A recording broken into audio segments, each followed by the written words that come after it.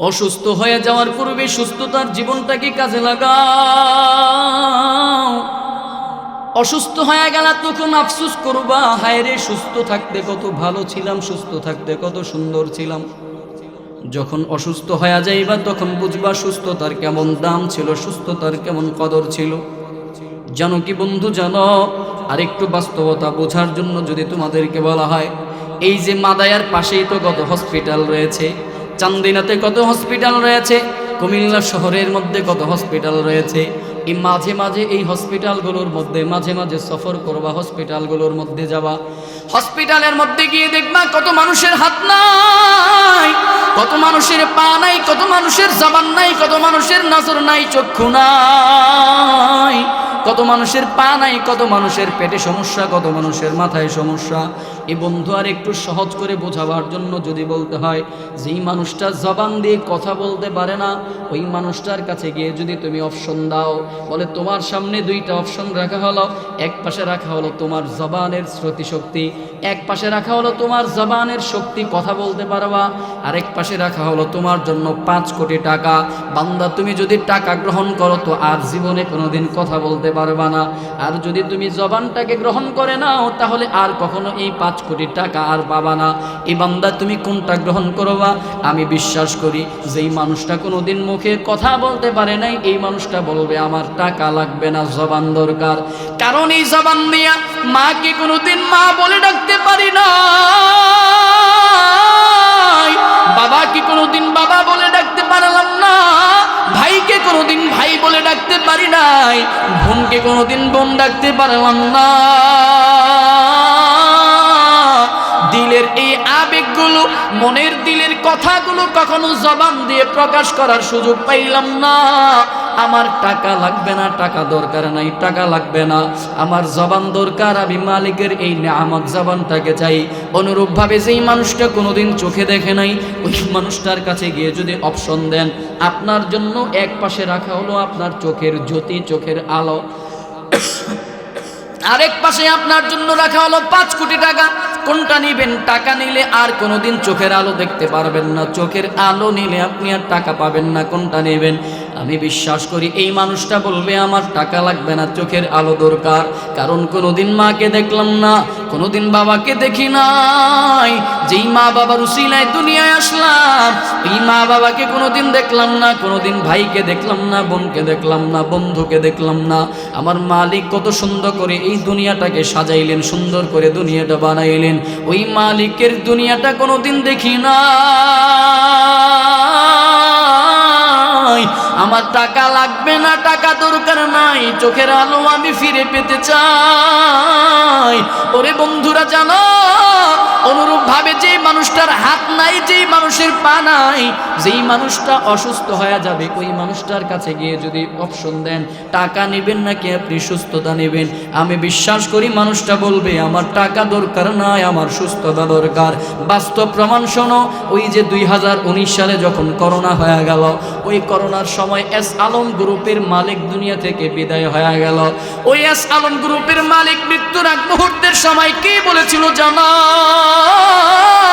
ওই এস আলম গ্রুপের মালিক বলেছিল, দুনিয়ার সবচেয়ে নামি দামি যে ডাক্তারগুলো ছিল, বাংলাদেশের নামি দামি ডাক্তারগুলোদেরকে বলে, ডাক্তারেরা শোনো, আমার টাকার অভাব নাই, আমার সম্পদের অভাব নাই, আমার ইজ্জতের অভাব নাই, আমার কদরের অভাব নাই, আমার সম্পত্তির অভাব নাই, আমার সব সম্পদ আমি তোমাদের নামে লিখে দিব, সব সম্পদ আমি তোমাদেরকে দিয়ে দিব, আমার সব টাকা নিয়ে যাও, আমার বাড়ি গাড়ি নিয়ে যাও, আমার ধন দৌলত নিয়ে যাও, বিনিময়ে আমাকে একটু স্বাভাবিকভাবে নিঃশ্বাস গ্রহণ করতে দাও। জানো কি বন্ধু, জানো দুনিয়ার এই সব বাড়ি গাড়ির উসিলাতেও সে সুস্থ স্বাভাবিক জীবনে আর ফিরতে পারলো না। এস আলম গ্রুপের মালিকটা দুনিয়া থেকে বিদায় হয়ে গেল, দুনিয়ার সব সম্পত্তি দেওয়ার পরেও সে আর সুস্থ স্বাভাবিক হতে পারলো না। এজন্য বন্ধুরা আমার জানো,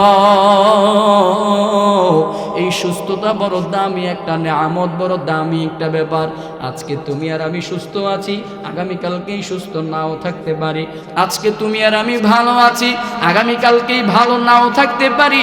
এজন্যই পয়গম্বর বলেন, ওয়াসিহ্হাতাকা ক্বাবলা সাকমিক, অসুস্থ হয়ে যাওয়ার পূর্বে তুমি তোমার সুস্থতাকে কদর করো।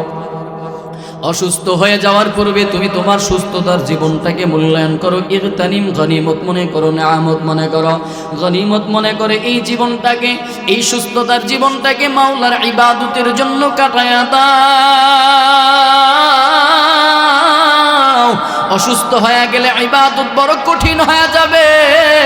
ওই যে হযরত আইয়ুব আলাইহিস সালাতু ওয়াস সালাম অসুস্থ ছিলেন, কেমন অসুস্থ ছিল? হাতের মধ্যে, পায়ের মধ্যে, শরীরের মধ্যে পোকা কীড়া ধরছে, কীড়া। ওই কীড়ার কারণে তিনি নামাজ পড়তে পারে না, ইবাদত বন্দেগী করতে পারে না, উঠা বসতে পারে না, দাঁড়াইতে পারে না, শুয়ে শুয়ে মালিকের কাছে জিকির করত, শুধু জিকির করত।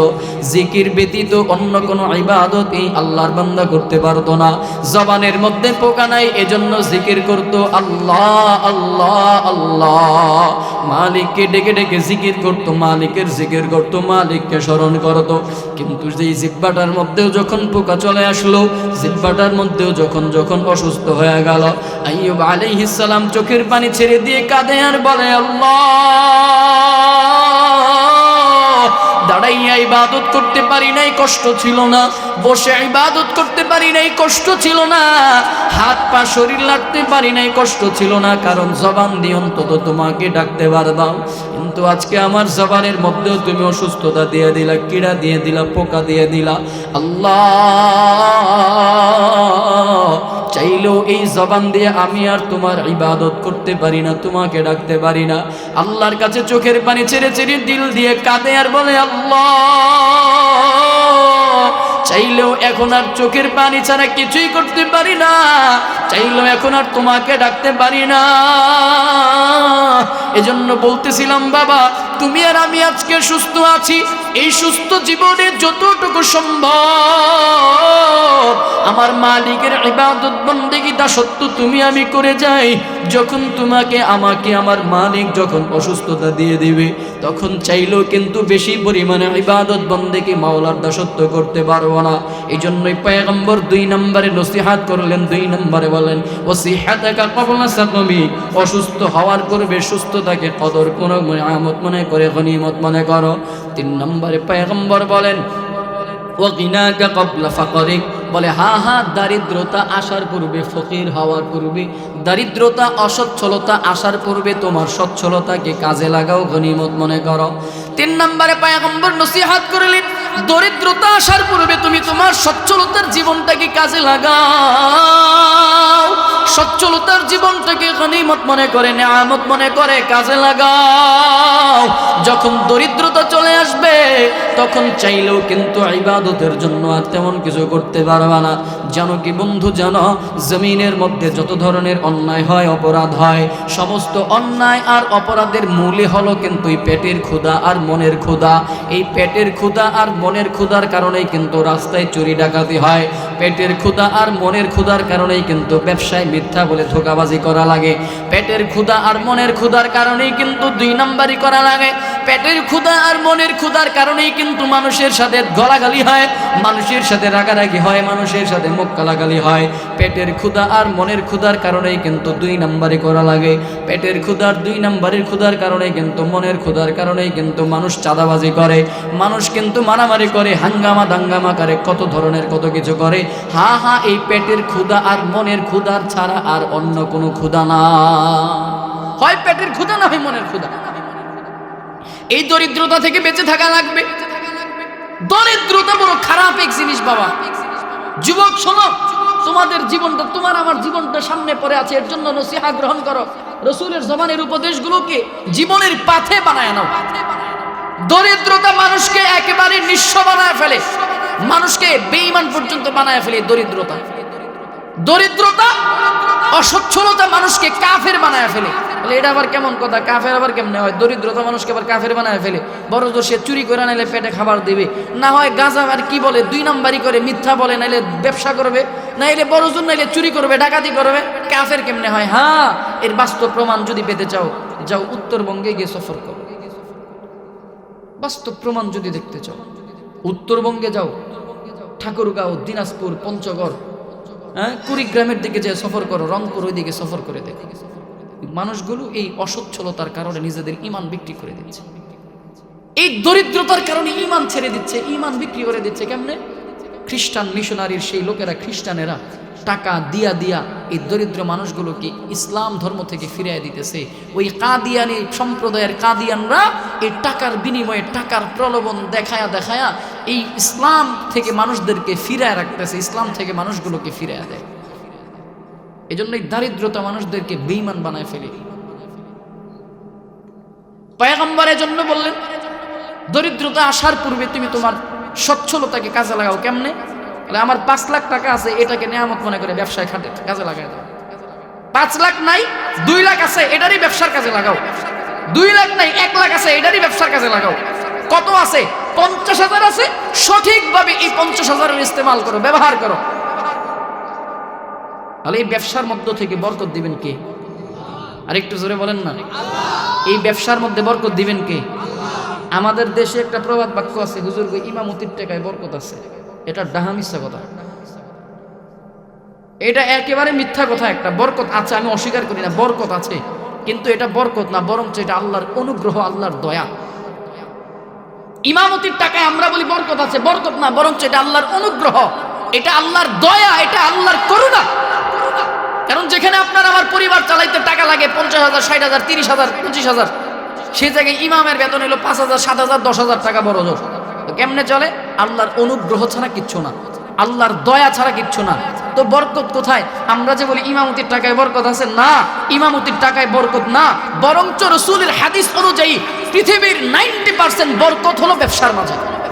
عن عمرو بن ميمون الأودي رضي الله تعالى عنه قال قال رسول الله صلى الله عليه وسلم لرجل وهو يعيده اغتنم 5 قبل 5 شبابك قبل هرمك وصحتك قبل سقمك وغناك قبل فقرك وفراغك قبل شغلك وحياتك قبل موتك أو كما قال النبي عليه الصلاة والسلام إن الله وملائكته يصلون على النبي يا أيها الذين آمنوا صلوا عليه وسلموا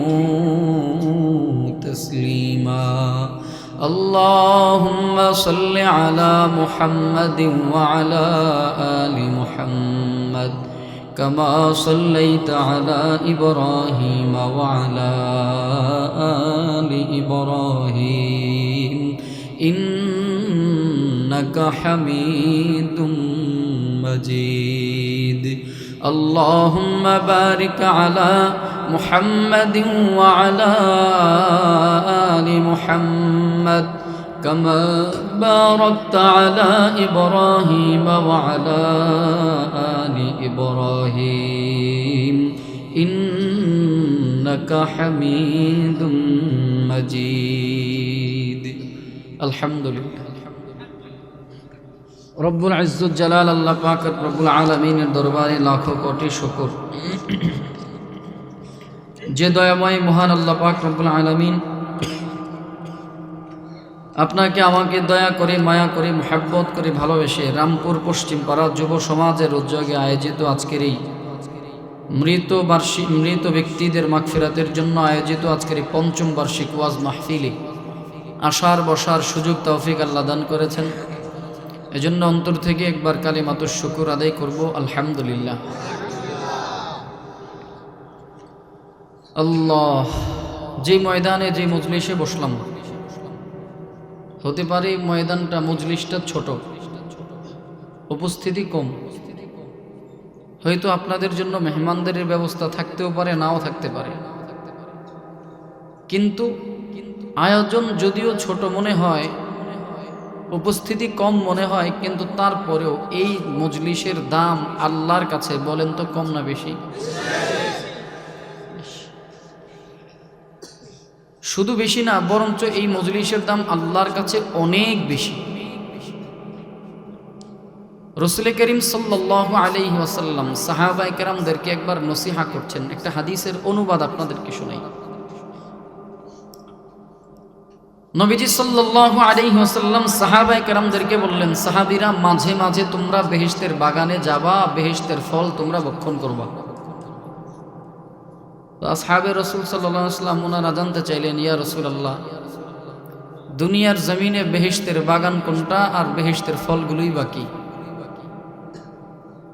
তো নবীজি সাল্লাল্লাহু আলাইহি ওয়াসাল্লাম বললেন, শোনো, আমার কিছু উম্মত একত্রিত হয়ে দুনিয়াতে যখন এরা ইমানি মুজাকারা করে, কিছু উম্মত একত্রিত হয়ে যখন জিকিরের মজলিসের আয়োজন করে, ইমানি আলোচনার মজলিসের আয়োজন করে, কোরআন সুন্নাহর মজলিসের আয়োজন করে, সাহাবীরা শুনে রাখো, ওই জায়গাটা তখন আর দুনিয়ার জায়গা থাকে না, বরঞ্চ সেই জায়গাটা জান্নাতের বাগানে রূপান্তরিত হয়ে যায়। তো সাহাবায়ে কেরাম জানতে চাইলেন আবার, ইয়া রাসূলুল্লাহ, চিনলাম বেহেশতের বাগান কোনটা, জানতে চাই বেহেশতের ফলগুলো। নবীজি তখন বললেন, শোনো, ওই বেহেশতের বাগানের মধ্যে বসে আমার উম্মতেরা যে সমস্ত তাসবিহ তাহলিলগুলো পাঠ করবে, অর্থাৎ সুবহানাল্লাহ, আলহামদুলিল্লাহ, আল্লাহু আকবার, লা ইলাহা ইল্লাল্লাহ, এই তাসবিহ তাহলিলগুলো হলো এক একটা বেহেশতের ফল। সুবহানাল্লাহ পড়বেন না? তাহলে আপনাদের কাছে একটু জানতে চাই, বলেন তো, যেই রামপুর যুব সমাজের এই মাহফিলের যে আয়োজনে আমরা বসলাম, এখানে ডিজে পার্টির আয়োজন চলবে? ঢোল তবলার গান বাজনার আয়োজন চলবে? আবুল সরকারদের মতো আউল ফাউল বাউলদের গান চলবে? এখানে কোনো অনইসলামিক কোনো কার্যক্রম চলবে?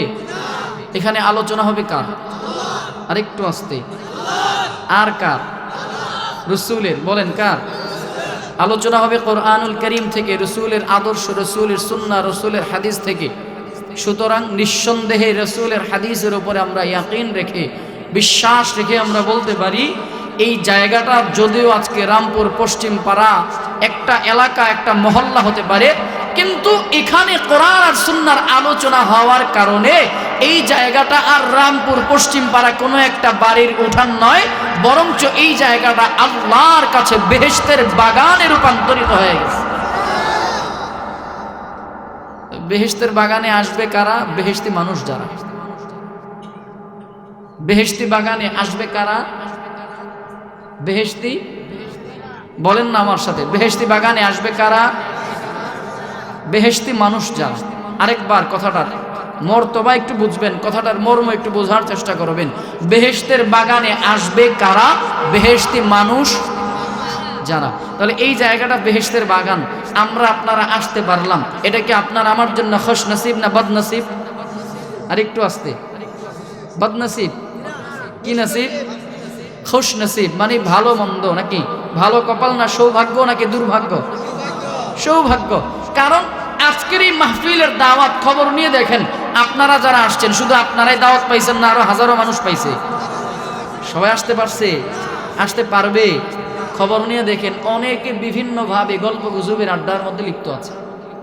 গল্প গুজবের আড্ডায় লিপ্ত, বন্ধু বান্ধবের আড্ডায় লিপ্ত, তাসের আড্ডায়, চায়ের আড্ডায়, দোকানের আড্ডায় লিপ্ত, ফেসবুকিং, ইউটিউবিং এর আড্ডার মধ্যে লিপ্ত আছে। এক কথায় হাজারো মানুষ এখন গুনাহের আড্ডার মধ্যে আছে না নাই?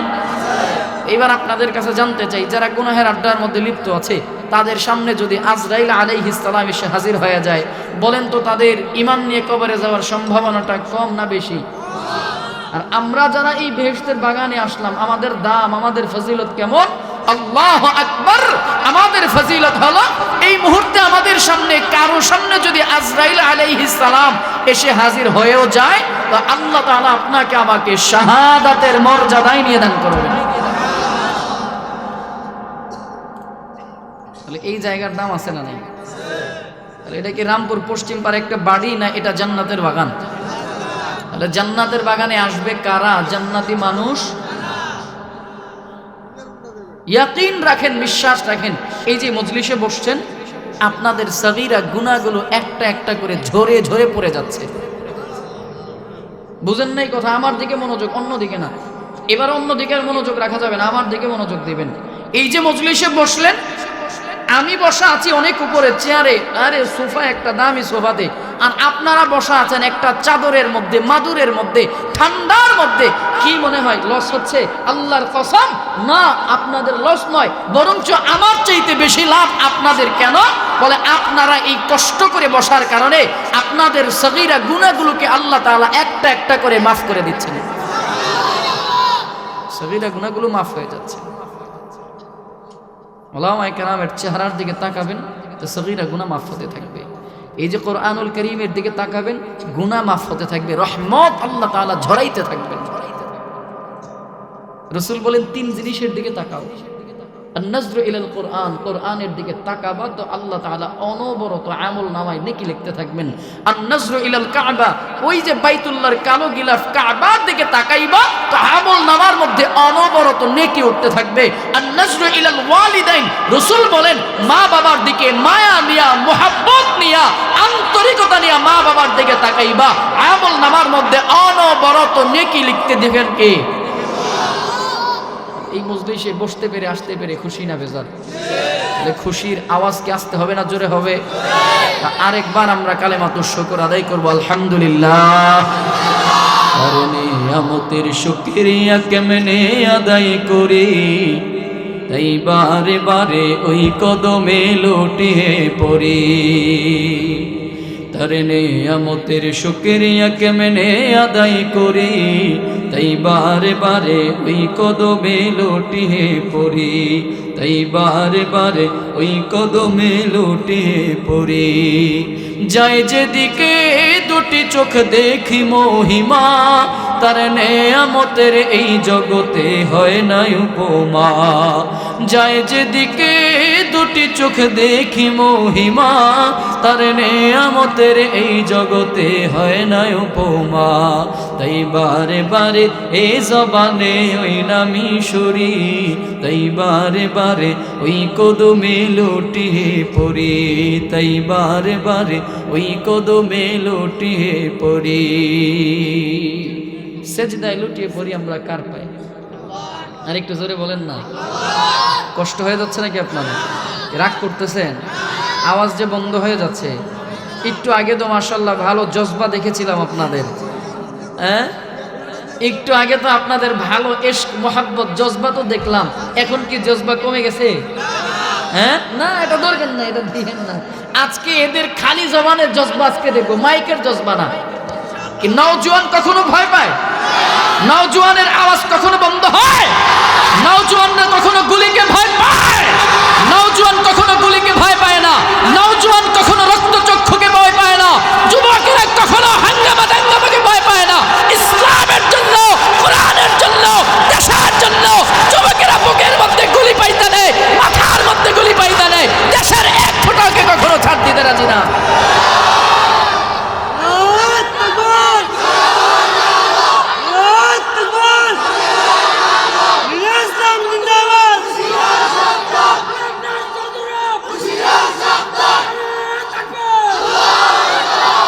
এজন্য ইশক লাগবে, মোহাব্বত লাগবে, জজবা লাগবে, ভালোবাসা লাগবে, সব লাগবে। রাজি আছেন ইনশাআল্লাহ?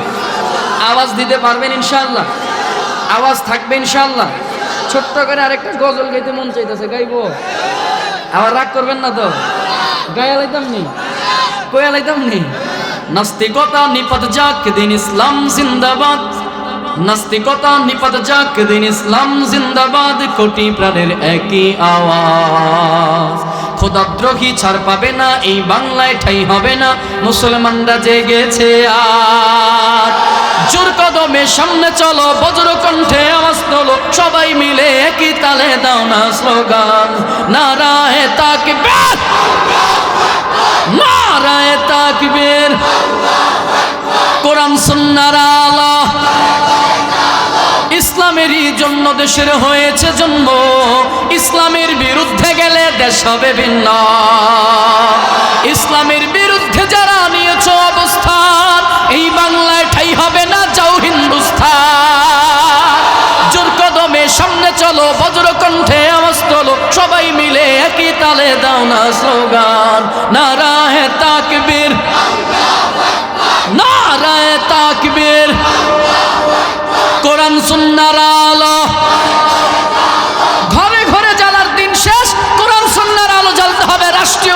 সংসদে? কারণ আপনার আমার দেশের সংসদ যখন কোরআন সুন্নাহ দিয়ে পরিচালিত হবে, এই কোরআন আর সুন্নাহ দিয়ে যখন আপনার আমার দেশের রাষ্ট্র পরিচালিত হবে, এই কোরআন আর সুন্নাহ দিয়ে যখন সংসদ পরিচালিত হবে, তো ইনশাআল্লাহ আমরা হলফ করে বলতে পারি কোরআন দিয়ে সংসদ পরিচালিত হবে, চাঁদাবাজি বন্ধ হয়ে যাবে, দুর্নীতি বন্ধ হয়ে যাবে, দুঃশাসন বন্ধ হবে। কোরআন দিয়ে দেশ চললে কোনো চাঁদাবাজ থাকবে না, ঘুষখোর থাকবে না, দুর্নীতি দুঃশাসন থাকবে না, ঠিক কিনা? এজন্য সোনার বাংলাদেশকে সোনায় করে তোলার জন্য আগামীর বাংলাদেশ কোরআনের বিকল্প। এজন্য আগামীর বাংলাদেশ হবে কোরআনের বাংলাদেশ। আর একটু আসতে বলেন, ঠিক কিনা? আগামীর বাংলাদেশ হবে ইসলামের বাংলাদেশ। আগামীর বাংলাদেশ হবে শাহজালালের বাংলাদেশ। আগামীর বাংলাদেশ শাহপরানের বাংলাদেশ। আগামীর বাংলাদেশ উজানিওয়ালাদের বাংলাদেশ। আগামীর বাংলাদেশ চরমনাইওয়ালাদের বাংলাদেশ, জানপুরিওয়ালাদের বাংলাদেশ, সারসিনাওয়ালাদের বাংলাদেশ।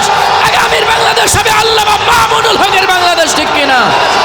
এজন্য যারাই ডাইনে বামে যতই আইতে চাও যাইতে চাও সমস্যা নাই, যতই ডাইনে বামে দেখতে চাও আর দেখাইতে চাও, এদেশের জনগণ ঐক্যবদ্ধ হয়েছে। আগামীর বাংলাদেশে ইসলাম ছাড়া অন্য কিছুকে দেখতে চায় না। রাজি আছেন না? ইনশাআল্লাহ। আল্লাহ আমার এই দেশের যুব সমাজদেরকে কবুল আর মঞ্জুর করুক, পড়েন আমিন। আর একটু মহব্বতে পড়েন না আমিন। চলেন এইবার খুতবার মধ্যে যে হাদিস আপনাদের সামনে পেশ করলাম, আমার আলোচনার মৌজু যেটা ছিল, বিষয় যেটা ছিল, এই ব্যাপারে এই হাদিস সম্পর্কে ইনশাআল্লাহুল আজিজ এই একটা হাদিসের মৌজুটাকে বুঝায়া যতটুকু সম্ভব অল্প সময়ের মধ্যে আপনাদেরকে কষ্ট না দিয়া ইনশাআল্লাহ দোয়া করে বিদায় হওয়ার চেষ্টা করব। আল্লাহ তৌফিক দান করুক, পড়েন আমিন। আমর ইবনে মাইমুন আল-আউদি রাদিয়াল্লাহু তাআলা আনহু থেকে বর্ণিত, তিনি বলেন নবীজি সাল্লাল্লাহু আলাইহি ওয়াসাল্লাম জৈনিক এক ব্যক্তিকে উপদেশ দিলেন, নসিহত করলেন, উপদেশ দিলেন। মনোযোগ এবার আমার দিকে, অন্যদিকে না। নবীজি সাল্লাল্লাহু আলাইহি ওয়াসাল্লাম উপদেশ দিলেন, কি উপদেশ? ইগতানিম খামসান ক্বাবলা খামসিন। রাসূল বলেন 5 জিনিসের পূর্বে 5 জিনিসের কদর করো, মূল্যায়ন করো। হাদিসটা বর্ণনা করেছেন আমর ইবনে মাইমুন আল-আউদি রাদিয়াল্লাহু তাআলা আনহু, মিশকাত শরীফের হাদিস।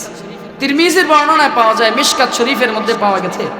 মিশকাতুল মাসাবিহ এমন একটা কিতাবের নাম, যেই কিতাবটা বিশুদ্ধ এক হাদিসের কিতাব। সিয়াসিত্তার সমস্ত হাদিসগুলো থেকে, বিশুদ্ধ বিশুদ্ধ হাদিস গ্রন্থগুলো থেকে যাচাই বাছাই করে প্রতিটা বিষয়ের উপরে খুব সুদক্ষভাবে সুন্দর করে মিশকাতুল মাসাবির মধ্যে হাদিসগুলোকে একসাথে একত্রিত করা হয়েছে।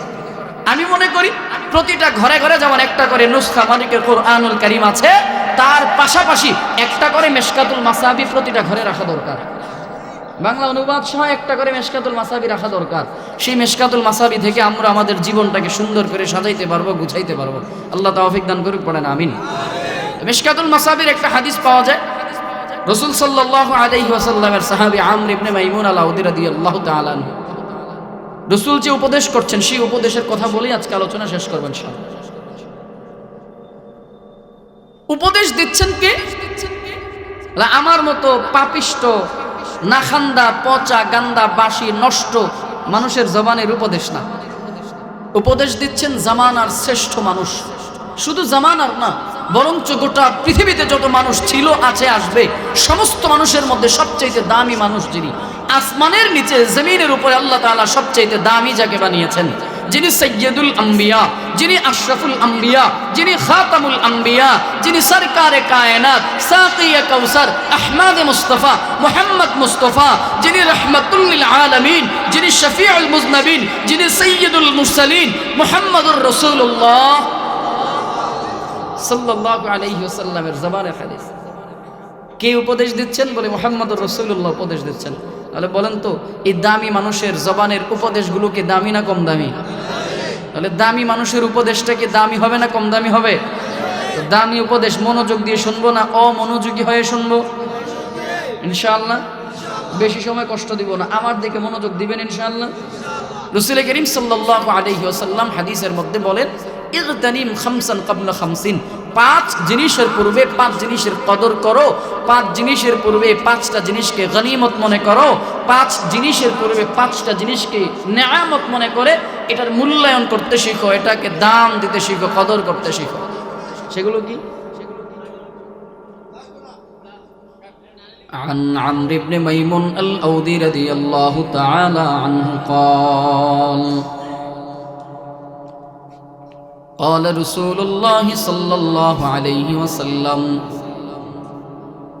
لرجل وهو يعيده اغتنم خمسا قبل خمس شبابك قبل هرمك وصحتك قبل سقمك وغناك قبل فقرك وفراغك قبل شغلك وحياتك قبل موتك আমর ইবনে মাইমুন আল-আউদি রাদিয়াল্লাহু তাআলা আনহু থেকে বর্ণিত, তিনি বলেন নবীজি সাল্লাল্লাহু আলাইহি ওয়াসাল্লাম এক ব্যক্তিকে উপদেশ দিলেন, নসিহত করলেন। পয়গম্বর আকরাম সাল্লাল্লাহু আলাইহি ওয়াসাল্লাম জৈনিক এক ব্যক্তিকে উপদেশ দিলেন, নসিহত করলেন। কি নসিহত? ইগতানিম খামসান ক্বাবলা খামসিন, বলে 5 জিনিসের পূর্বে 5টা জিনিসকে গনিমত মনে করবা, নিয়ামত মনে করবা। 5 জিনিসের পূর্বে 5টা জিনিসকে কদর করবা, 5 জিনিস আসার পূর্বে 5টা জিনিসকে দামি মনে করবা। এরে বাবা, আমার দিকে মনোযোগ দেন। দুনিয়ার সাধারণ কোনো মানুষের জবানের নসিহত না, পৃথিবীর শ্রেষ্ঠ মানুষের জবানের নসিহত। এজন্য ডানে বামে না, আমার দিকে তাকান, আমার দিকে তাকান, আমার দিকে তাকান। পয়গম্বর বলেন ইগতানিম খামসান ক্বাবলা খামসিন, 5 জিনিসের পূর্বে 5 জিনিসকে নিয়ামত মনে করবা, গনিমত মনে করবা, কদর করবা। সেই 5টা জিনিস কি? 1 নম্বরে পয়গম্বর বলেন শাবাবাকা ক্বাবলা হারমিক, তোমার বার্ধক্য আসার পূর্বে তুমি তোমার যৌবন কালটাকে গনিমত মনে করবা, নিয়ামত মনে করে তুমি তোমার যৌবন কালটাকে কাজে লাগাইবা। 2 নম্বরে পয়গম্বর বলেন ওয়াসিহতাকা ক্বাবলা সাকামিক, অসুস্থ হয়ে যাওয়ার পূর্বে তুমি তোমার সুস্থতাকে গনিমত মনে করবা, নিয়ামত মনে করো। অসুস্থ হয়ে যাওয়ার পূর্বে সুস্থতাকে কাজে লাগাও, গনিমত মনে করো, নিয়ামত মনে করো। 3 নম্বর পয়গম্বর বলেন ওয়াগিনাকা ক্বাবলা ফাকরিক, দরিদ্রতা আসার পূর্বে সচ্ছলতাকে গনিমত মনে করো, নিয়ামত মনে করো। 4 নম্বর রাসূল বলেন ওয়াফারাগাকা ক্বাবলা শুগলিক, ব্যস্ততা আসার পূর্বে তুমি তোমার অবসর সময়টাকে কাজে লাগাও, গনিমত মনে করো, নিয়ামত মনে করো। 5 নম্বরে রাসূল বলেন ওয়া হায়াতাকা ক্বাবলা মাউতি, মৃত্যু আসার পূর্বে তুমি তোমার এই যৌবন কালটাকে কাজে লাগাও, গনিমত মনে করে, নিয়ামত মনে করো। ময়দানে বসলাম তো কিছু নিয়ে বাড়িতে যাবো ইনশাআল্লাহ, শুধুমাত্র কাংশুক করবো, শুনবো, একটু মজা পাবো, এর জন্য না। কিছু নিয়ে যাব যেটার দ্বারা আমার জীবনটাকে আমরা সাজাইতে পারি। রাজি আছি ইনশাআল্লাহ? গজল শুনবেন, আমি জানি না এর পাশে কলরও আছে, এর জন্য গজল শোনার জন্য আছেন, এগুলো হবে ইনশাআল্লাহ পরে, কিন্তু আগে আলোচনা হবে ইনশাআল্লাহ। রাসূল করিম সাল্লাল্লাহু আলাইহি ওয়াসাল্লাম 1 নম্বরে উপদেশ দিলেন শাবাবাকা ক্বাবলা হারমিক, বার্ধক্য আসার পূর্বে তুমি তোমার যৌবন কালটাকে কাজে লাগাও। বৃদ্ধ হয়ে যাওয়ার পূর্বে তুমি তোমার যৌবন কালটাকে গনিমত মনে করো। বুড়া হয়ে গেলে তখন বুঝবা যৌবনের কেমন দাম, বুড়া হয়ে গেলে তখন বুঝবা যৌবনের কেমন দাম ছিল, কেমন কদর ছিল। বুড়া হয়ে গেলে বুঝবা, যুবক থাকতে বুঝো না। রাসূল বলেন শাবাবাকা ক্বাবলা হারমিক, বার্ধক্য আসার পূর্বেই যৌবনের কদর করো, মূল্যায়ন করো, গনিমত মনে করো, নিয়ামত মনে করো, কদর করো। বাস্তবতা বুঝার জন্য বলছি বাবা, আমার এই যে মুরব্বী, আমার এই বাজারের দিকে আপনারা একটু তাকায় দেখেন, দাড়িটা পাইকা গেছে, চুলগুলো এখনো কালো আছে, পাইকে যাবে, বেশি দিন লাগবে না। দাড়িটা পাইকা গেল, মুরব্বী হয়ে গেল। আমার আরেক বাজান দাড়িটা পাইকা গেল, দাড়ি পেকে গেল, চুলগুলো পেকে গেল, মুরব্বী হয়ে গেল, বৃদ্ধ হয়ে গেল। জানো রে যুবক, জানা যুবক, তোমরা যারা এখনো নওজোয়ান, যারা এখনো কিশোর রয়েছো, যাদের বয়স 12 বছর, 15 বছর, 20 বছর হবে, তোমরা ইতিহাস জানো না। এই মুরব্বীদের সাথে মাঝে মাঝে গল্প করে দেখবা মুরব্বীগুলোর হালত কেমন ছিল আগে। এই মুরব্বীগুলা যখন যুবক ছিল, নওজোয়ান যখন তাগড়া ছিল, যখন এরা তরতাজা ছিল, এই যুবকগুলো যখন যৌবনের ভরা শক্তি যখন তাদের শরীরের মধ্যে ছিল, যুবকগুলো মাথার মধ্যে তখন এই মুরব্বীরা যৌবন থাকতে মাথার মধ্যে 40 কেজির বোঝা কোনো ব্যাপার ছিল না, 1 মনের বোঝা কোনো ব্যাপার ছিল না, 1.5 মন 2 মনের বোঝাও মাথার মধ্যে নিয়ে নিত কোনো ব্যাপার ছিল না। এদের সামনে যখন সারাদিন কাজ করার পরে বিকালবেলা যখন এদের সামনে খাবারটা চলে আসতো, 3 প্লেট 4 প্লেট ভাত এদের সামনে কিছুই ছিল না, কোনো ব্যাপার ছিল না। গরুর গোশত যদি সামনে আসতো, আধা কেজি ওজনের গরুর গোশত খাওয়া কোনো ব্যাপারই ছিল না। আগের যুগের যুবকদের কাছে, আগে যারা যুবক ছিল, এদের সামনে খাবারের পরে যখন মিষ্টান্ন যেটাকে বা পায়েস যেটাকে বলো, এদের সামনে প্লেটে করে পায়েস দিলে এরা রাগ করতো, বলে পায়েস কেন প্লেটে করে দেওয়া হবে, পায়েস দিতে হবে বল করে গামলায় করি, ওই গামলায় করে এরা পায়েস খাইতো, সিন্নি খাইতো, পায়েস খাইতো, মিষ্টান্ন খাইতো। এরা যখন এই যুবকগুলো, এরা যখন যুবক ছিল, ভরা যৌবনের মানুষ যখন এরা ছিল, এরা পায়ে হেঁটে তোমাদের এই মাদায়া থেকে কুমিল্লা পর্যন্ত হাইটা চলে যাইতে পারতো। 5 মাইল 7 মাইল 10 মাইল 20 মাইল পর্যন্ত পায়ে হেঁটেছে, গায়ে লাগে নাই, কোনো কষ্ট হয় নাই। এই যুবকগুলোই যখন আবার জোয়ান ছিল, যৌবন ছিল, এদের হালত কেমন ছিল বলে, এরা কাজকে কাজই মনে করে নাই, কোনো ব্যাপারই ছিল না এদের কাছে, সামথিং কিছুই মনে হতো না। কিন্তু ঠিক এখন যদি এদেরকে বলো, বাবা এ মুরব্বী বাবা, এ দাদা আমার, এ চাচা আমার, এ খালু আমার, মামা আমার, এ মুরব্বী বাবা আমার, আপনারা এখন মুরব্বী হয়েছেন, আগে তো 1.5 মন 2 মনের বোঝাও মাথার মধ্যে নিতে পারতেন, বেশি না এখন 20 কেজি ওজনের একটা বোঝা মাথার মধ্যে নিয়ে দেখান। আমার মন বলে না, না পারবে না, ঘাড়ের মধ্যে ব্যথা হয়ে যাবে। আগে 5 প্লেট 6 প্লেট খাবার খাইতে পারতেন, ভাত খেতে পারতেন, এখন 2 প্লেট ভাত খেয়ে দেখান, পারবে না, কষ্ট হয়ে যাবে। আগে 1 কেজি ওজনের গরুর গোশত, আধা কেজি ওজনের গরুর গোশত খাইতে পারত, এখন বেশি না 100 গ্রাম গরুর গোশত খেয়ে দেখান, পারবে না, কষ্ট হয়ে যাবে। মিষ্টান্ন পায়েস আগে বল দিয়ে খাইতো, এখন বল দিয়ে খাওয়া দরকার নাই, প্লেট দিয়ে খান, প্লেটও দরকার নাই। এই যে পিরিচ দিয়ে খান, পিরিচ দিয়ে খাইতো, কষ্ট হয়ে যাবে, খেতে চাইবে না। বলে কেন? বলে খাইলে এই সমস্যা সেই সমস্যা, এই রোগ ধরবে সেই রোগ ধরবে, খেতে চায় না। কি জন্য? বলে আগের মতো শক্তি আর এখন গায়ের মধ্যে নাই, আগের মতো জোশ এখন নাই, আগের মতো শক্তি সাহস এখন গায়ের মধ্যে নাই, যার কারণে ওই যৌবনকালে যেই পাগলামি করতে পারতাম, সেই পাগলামি এই বুড়াকালে আইসা করা সম্ভব না। এ তো গেল দুনিয়ার লাইনের ইতিহাস। যদি আখিরাতের লাইনের ইতিহাস বলেন, এই যে মুরব্বী বাবা সামনে বসা, দাড়ি পাকা চুল পাকা মুরব্বী বসা, এই মুরব্বীদেরকে যদি বলেন, বাবা এই শীতের রজনীতে কনকনে শীতের মধ্যে ঠান্ডা পানি দিয়া তাহাজ্জুদের সময় অজুটা বানায়া 2 রাকাত তাহাজ্জুদের সালাত পড়বেন, কষ্ট হয়ে যাবে, পারবে, তবে কষ্ট হয়ে যাবে। এদের জন্য শীতের রজনীতে ফজরের নামাজটাই পড়া বড় কষ্ট হয়ে যায়, গরম পানি দিয়ে অজু বানাইতে হয়, গরম পানি দিয়ে অজু করতে হয়। এদেরকে ঠান্ডা পানি দিয়ে তাহাজ্জুদের নামাজ তো অনেক দূরের কথা, গরম পানি দিয়ে অজু করা লাগে, ফজরের নামাজ পড়াই বড় কষ্ট।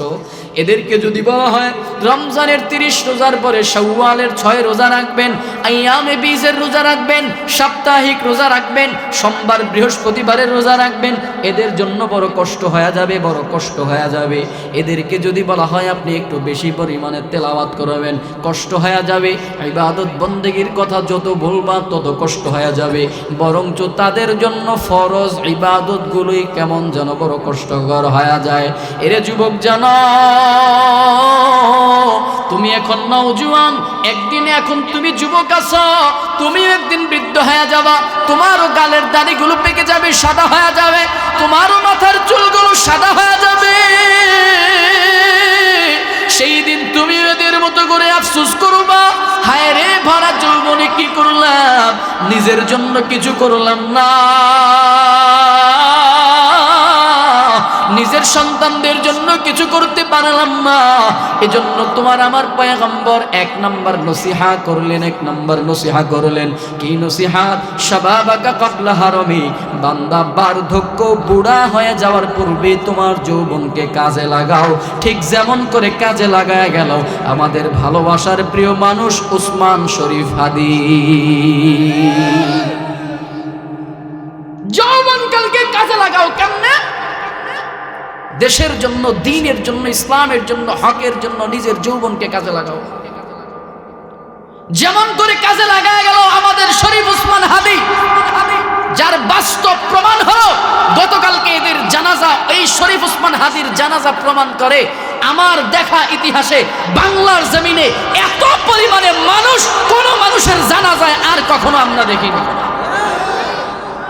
এত পরিমাণে উপস্থিতি কোনো মানুষের জানাজা আজ পর্যন্ত দেখি নাই। এত মানুষ কেন হলো? এত মানুষের উপস্থিতি কেন? বলে শরীফ ওসমান হাদির প্রতি আমাদের মহাব্বত, ভালোবাসা, আন্তরিকতা, মায়া। কি জন্য মায়া? বলে এই ছেলেটা দেশের জন্য কথা বলেছে, এই যুবকটা দ্বীনের জন্য কথা বলেছে, হকের জন্য কথা বলেছে, ভারতের আধিপত্য থেকে আমার দেশের মানচিত্রকে রক্ষার জন্য কথা বলেছে।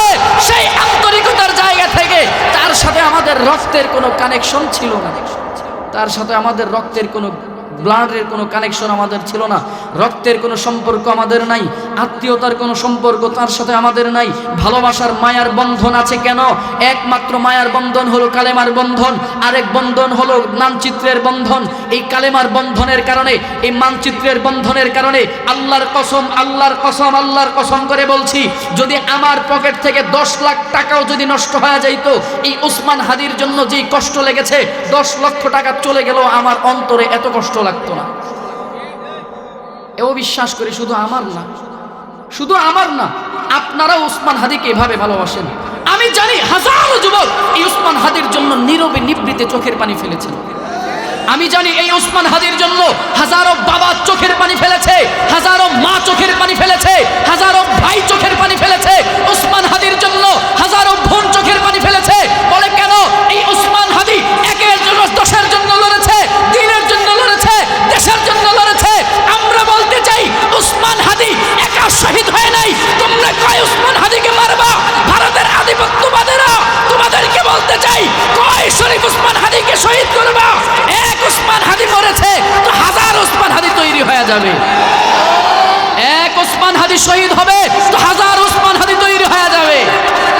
আফসোসের সাথে বলতে হয়, গতকালকের একটা পত্রিকার কলাম দেখলাম, গতকালকে পত্রিকার কলাম দেখলাম, সমস্ত পত্রিকাগুলো ওসমান হাদিকে নিয়ে তো নিউজ করেছে। এর ভিতরে আমার দেশ পত্রিকা একটা কলাম একটাই ভাবে দেখলাম, একেবারে ফ্রন্ট পেজে ওসমান হাদির লেখা, পাশাপাশি এটাও লেখা হয়েছে, যারাই এই ভারতের আধিপত্য থেকে আমার বাংলাদেশকে মুক্ত করতে চায়, ওসমান হাদির পরে ওই ভারতের সাম্রাজ্যকারী যারা, ওই ভারতের পাঁচাটা দালাল যারা, ভারতের দাদাবাবুদের গোয়েন্দা যারা, ভারতের দাদাবাবুদের এজেন্ডা যারা, এরা শরীফ ওসমান হাদির পরে আরো 50 জনকে টার্গেট করে রাখছে। এদের মধ্যে 1 নম্বরে লিস্ট, ওই আমার দেশ পত্রিকায় 1 নম্বরে লিস্ট দেখলাম বিএনপির মুখপাত্র জনাব তারেক রহমানের নাম। 2 নম্বরে হাসনাত আব্দুল্লাহ, সার্জিস আলম, আমাদের কুমিল্লার সন্তান হাসনাত আব্দুল্লাহর নাম 2 নম্বরে এসেছে। আমাদের এই মুরাদনগর, হ্যাঁ, এই কুমিল্লার সন্তান হাসনাত আব্দুল্লাহ, সার্জিস আলম, নাহিদ, এরপরে গণ অধিকার পরিষদের নুরুল হক নুরু সহ এভাবে এরকম 50 জনের নাম লিস্টে এসেছে। তার মধ্য থেকে ওলামায়ে কেরামদের মধ্য থেকে নাম আসছে। প্রথমে যার নাম এসেছে তিনি হলেন আমাদের আমিরে মজলিস, তিনি আমাদের আমিরে খেলাফত আল্লামা মামুনুল হকের নাম এসেছে। এরপরে 2 নম্বরে চরমনের আমিরুল মুজাহিদিন সৈয়দ ফাইজুল করিম দামাত বরকাতুহুম সহ আমিরুল মুজাহিদিন সৈয়দ রেজাউল করিম পীর সাহেব হুজুরের নাম এসেছে। আমরা বলতে চাই, ওই ভারতের আধিপত্য বিস্তারকারী দাদাবাবুরা, তোমরা শোনো শোনো, এক সার্জিস আলমকে হত্যা করবা, হাজারো সার্জিস আলম তৈরি হয়ে যাবে। এক হাদিকে হত্যা করেছ, হাজারো হাদি তৈরি হয়ে যাবে। এক হাসনাত আব্দুল্লাহকে হত্যা করবা, হাজারো হাসনাত আব্দুল্লাহ তৈরি হয়ে যাবে। এক মামুনুল হককে হত্যা করবা, হাজারো মামুনুল হক দাঁড়ায় যাবে। এক ফাইজুল করিম হত্যা করবা, হাজারো ফাইজুল করিম দাঁড়ায় যাবে। এক রেজাউল করিম হত্যা করবা, হাজারো ফাইজুল করিম, রেজাউল করিম রক্ত আর জীবন দেওয়ার জন্য তৈরি হয়ে যাবে।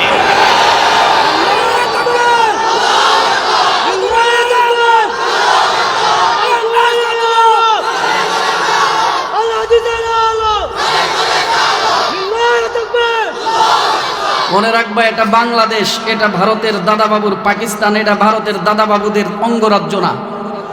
এটা বাংলাদেশ, এটা ভারতের কোনো অঙ্গরাজ্য না। এটা বাংলাদেশ, এটা ভারতের কোনো অঙ্গরাজ্য না। এই বাংলাদেশের প্রতিটা মুসলমান জানে, বাংলাদেশের প্রতিটা মানুষ জানে কিভাবে আমার দেশের স্বাধীনতাকে রক্ষা করতে হয়, কিভাবে আমার আমার দেশের স্বাধীনতাকে ধরে রাখতে হয়। এদেশের খেটে খাওয়া মানুষেরা জানে রক্ত যখন দিয়েছি দেশের জন্য রক্ত দিব, দিনের জন্য রক্ত দিব। প্রয়োজনে আরেকটা ৭১ হবে, আরেকটা ১৯২৪-এর আন্দোলন হবে, এরপরে কোনো গাদ্দার দাবেদারদেরকে আমরা দেশের মধ্যে জায়গা দেব না। আল্লাহ আমাদের সবাইকে কবুল আর মঞ্জুর করুক, পড়েন আমিন। আর একটু মহাব্বতে পড়েন না আমিন। বড় দুঃখের সাথে বলতে হয়, যারাই ক্ষমতায় যায় তারাই ভারতের পা চাটা গোলামি করা শুরু করে দেয়। যারাই ক্ষমতায় যায় তারাই ভারতের পা চাটা গোলামি করা শুরু করে দেয়। এই দুঃখ আর রাখবো কোথায়? যারাই ক্ষমতার মসনাদে বসে এরাই বিদেশিদের দাবিদারি করতে শুরু করে দেয়। এদেশের ২,০০০ ছাত্র জনতার বুকের তাজা রক্তের বিনিময়ে উপদেষ্টারা ক্ষমতায় বসছে, এরাও এখন বিদেশের দাবিদারি শুরু করছে। দীর্ঘ ১৬ বছর যারা ক্ষমতায় ছিল এরা তো করে গেছে, নতুন করে যারা ক্ষমতায় আছে এরাও ছাত্রদের বুকের তাজা রক্তের উপরে যারা ক্ষমতায় গেছে এরাও আজকে এই বাংলাদেশের সাথে গাদ্দারি শুরু করছে। এক ডক্টর ইউনূস একজন একা কি করবে? তার আশেপাশে যত উপদেষ্টা সবটি এক একটা ভারতের দালাল, সবগুলো আওয়ামী লীগের দালাল, সবগুলো ভারতের দালাল। এই দালালগুলোদেরকে চিহ্নিত করতে হবে। আল্লাহ আমার দেশকে হেফাজত করুক, পড়েন আমিন। গজল মনে পড়ছে, খাইতাম নি, আবার রাগ করবেন না তো। একে একে শেষ করেছি, সবার দেখা হইল শেষ, দেখতে দেখতে গোল্লায় গেল আমার সোনার বাংলাদেশ। একে একে শেষ করেছি, সবার দেখা হইল শেষ, দেখতে দেখতে গোল্লায় গেল আমার সোনার বাংলাদেশ, দেখতে দেখতে গোল্লায় গেল আমার সোনার বাংলাদেশ। স্বাধীনতার বয়স বেড়ে এত বছর পেরুলাম, নেতারা তো সবই পেল, আমরা বলো কি পেলাম?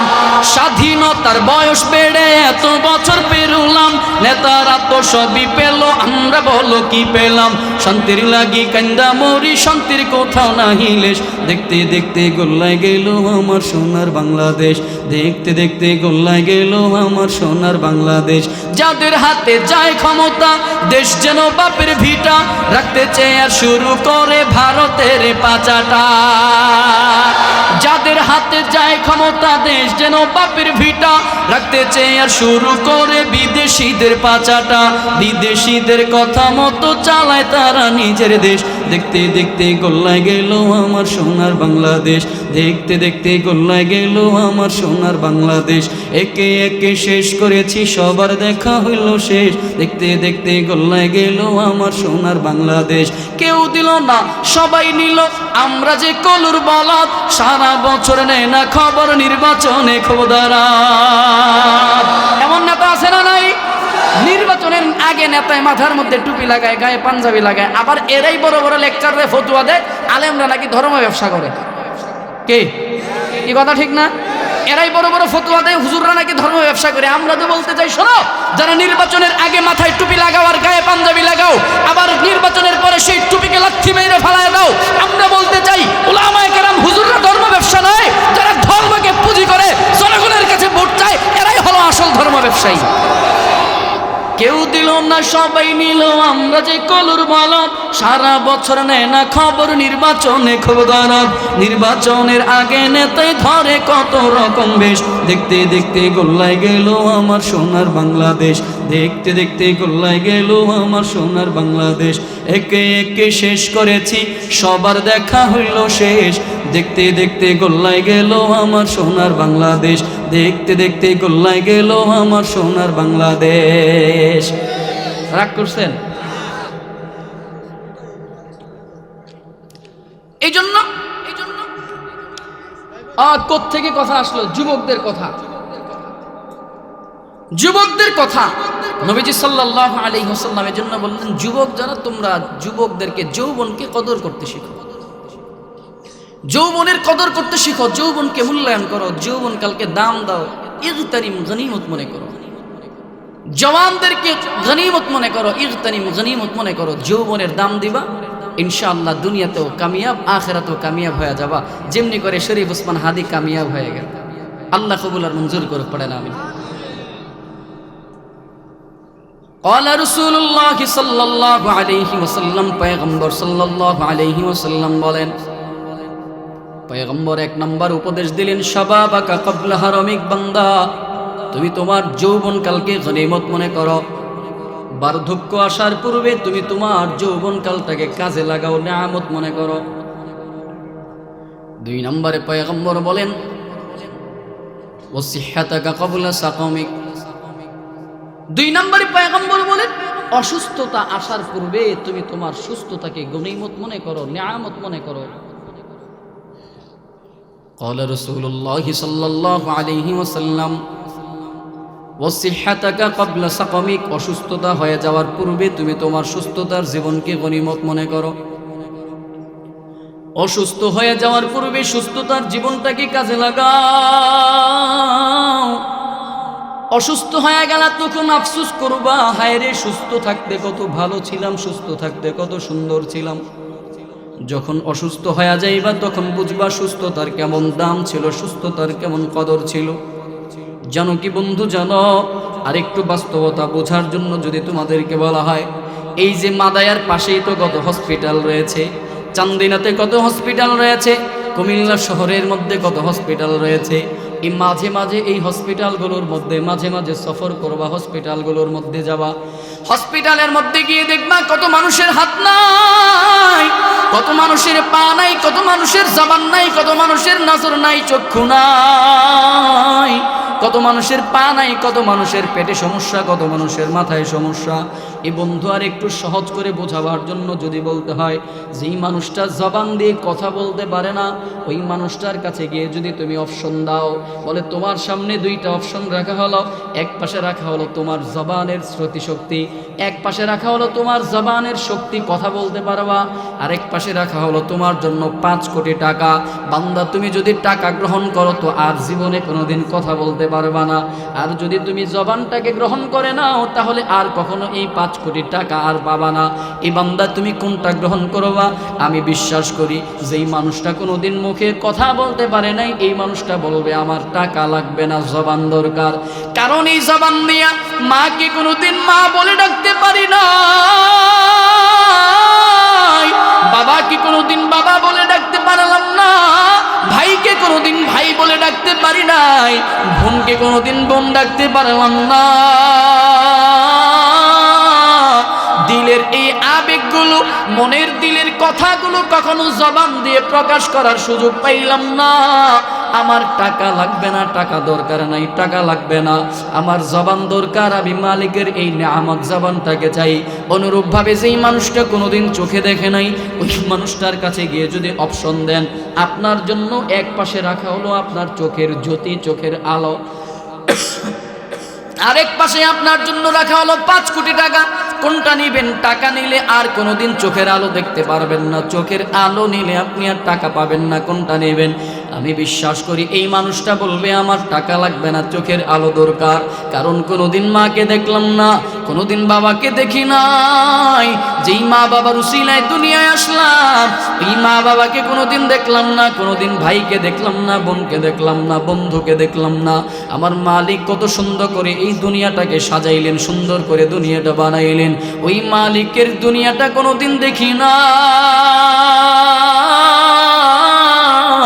আমার টাকা লাগবে না, টাকা দরকার নাই, চোখের আলো আমি ফিরে পেতে চাই।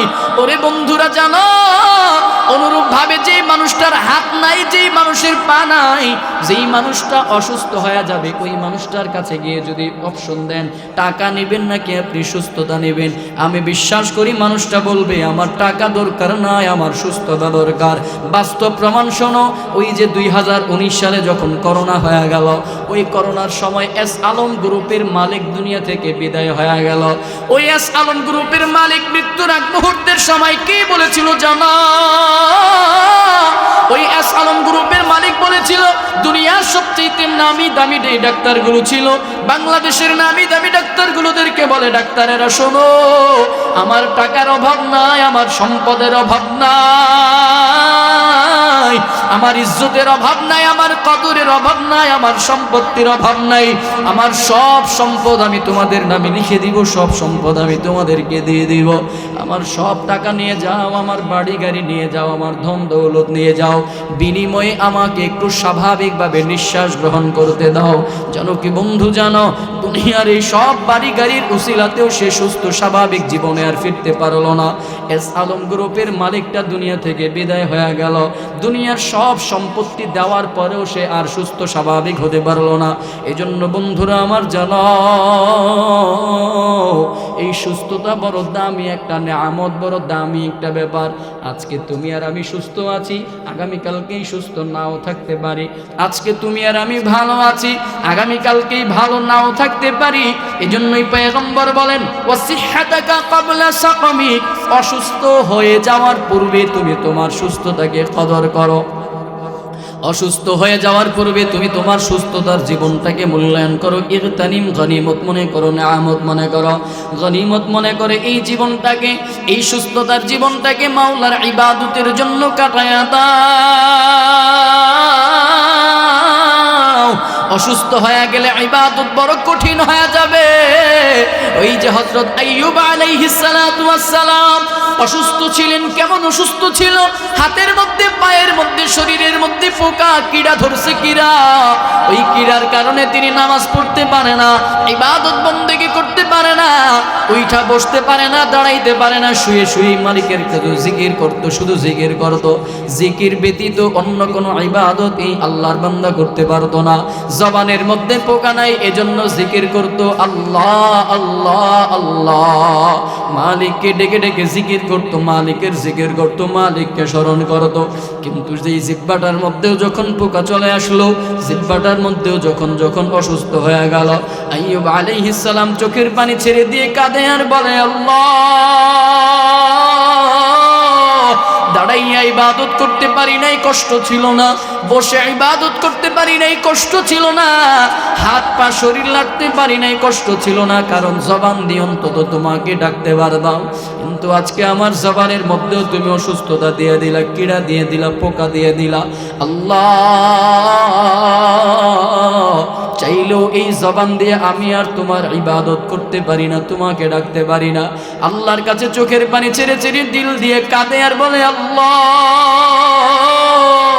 চাইলেও এখন আর চোখের পানি ছাড়া কিছুই করতে পারি না, চাইলেও এখন আর তোমাকে ডাকতে পারি না। এজন্য বলতেছিলাম, বাবা, তুমি আর আমি আজকে সুস্থ আছি, এই সুস্থ জীবনে যতটুকু সম্ভব আমার মালিকের ইবাদত বন্দেগী দাসত্ব তুমি আমি করে যাই। যখন তোমাকে, আমাকে আমার মালিক যখন অসুস্থতা দিয়ে দিবে, তখন চাইলেও কিন্তু বেশি পরিমাণে ইবাদত বন্দেগী মাওলার দাসত্ব করতে পারবো না। এই জন্যই পয়গম্বর 2 নম্বরে নসিহত করলেন। 2 নম্বরে বলেন, ওয়াসিহ্হাতাকা ক্বাবলা সাকামিক, অসুস্থ হওয়ার পূর্বে সুস্থতাকে কদর করো, নেয়ামত মনে করে, গনিমত মনে করো। 3 নম্বরে পয়গম্বর বলেন, ওয়াগিনাকা ক্বাবলা ফাকরিক, বলে দারিদ্রতা আসার পূর্বে, ফকির হওয়ার পূর্বে, দারিদ্রতা অসচ্ছলতা আসার পূর্বে তোমার সচ্ছলতাকে কাজে লাগাও, গনিমত মনে করো। 3 নম্বরে পয়গম্বর নসিহত করলেন, দরিদ্রতা আসার পূর্বে তুমি তোমার সচ্ছলতার জীবনটাকে কাজে লাগাও, সচ্ছলতার জীবনটাকে গনিমত মনে করে, নেয়ামত মনে করে কাজে লাগাও। যখন দরিদ্রতা চলে আসবে, তখন চাইলেও কিন্তু ইবাদতের জন্য আর তেমন কিছু করতে পারবে না। জানো কি বন্ধু, জানো জমিনের মধ্যে যত ধরনের অন্যায় হয়, অপরাধ হয়, সমস্ত অন্যায় আর অপরাধের মূলে হলো কিন্তু এই পেটের ক্ষুধা আর মনের ক্ষুধা। এই পেটের ক্ষুধা আর মনের ক্ষুধার কারণেই কিন্তু রাস্তায় চুরি ডাকাতি হয়। পেটের ক্ষুধা আর মনের ক্ষুধার কারণেই কিন্তু ব্যবসায় মিথ্যা বলে ধোঁকাবাজি করা লাগে। পেটের ক্ষুধা আর মনের ক্ষুধার কারণেই কিন্তু 2 নম্বরই করা লাগে। পেটের ক্ষুধা আর মনের ক্ষুধার কারণেই কিন্তু মানুষের সাথে গলাগালি হয়, মানুষের সাথে রাগারাগি হয়, মানুষের সাথে মুখ কালাগালি হয়। পেটের ক্ষুধা আর মনের ক্ষুধার কারণেই কিন্তু 2 নম্বরই করা লাগে। পেটের ক্ষুধার 2 নম্বরের ক্ষুধার কারণেই কিন্তু, মনের ক্ষুধার কারণেই কিন্তু মানুষ চাঁদাবাজি করে, মানুষ কিন্তু মারামারি করে, হাঙ্গামা দাঙ্গামা করে, কত ধরনের কত কিছু করে। এই পেটের ক্ষুধা আর মনের ক্ষুধার ছাড়া আর অন্য কোনো ক্ষুধা না, হয় পেটের ক্ষুধা না হয় মনের ক্ষুধা। এই দরিদ্রতা থেকে বেঁচে থাকা লাগবে। দরিদ্রতা বড় খারাপ এক জিনিস বাবা। যুবক শোনো, তোমাদের জীবনটা, তোমার আমার জীবনটা সামনে পড়ে আছে, এর জন্য নসিহত গ্রহণ করো। রসুলের জবানের উপদেশগুলোকে জীবনের পাথে বানায় নাও। দরিদ্রতা মানুষকে একেবারে নিঃস্ব বানায় ফেলে, মানুষকে বেঈমান পর্যন্ত বানায় ফেলে। দরিদ্রতা অসচ্ছলতা মানুষকে কাফের বানায় ফেলে। বলে এটা আবার কেমন কথা, কাফের আবার কেমনে হয়? দরিদ্রতা মানুষকে আবার কাফের বানায় ফেলে। বড় জোর সে চুরি করে নাইলে পেটে খাবার দেবে, না হয় গাঁজা আর কি বলে 2 নাম্বারি করে মিথ্যা বলে, নাইলে ব্যবসা করবে, নাইলে বড় জোর, নাইলে চুরি করবে, ডাকাতি করবে। কাফের কেমনে হয়? হ্যাঁ, এর বাস্তব প্রমাণ যদি পেতে চাও, যাও উত্তরবঙ্গে গিয়ে সফর করো।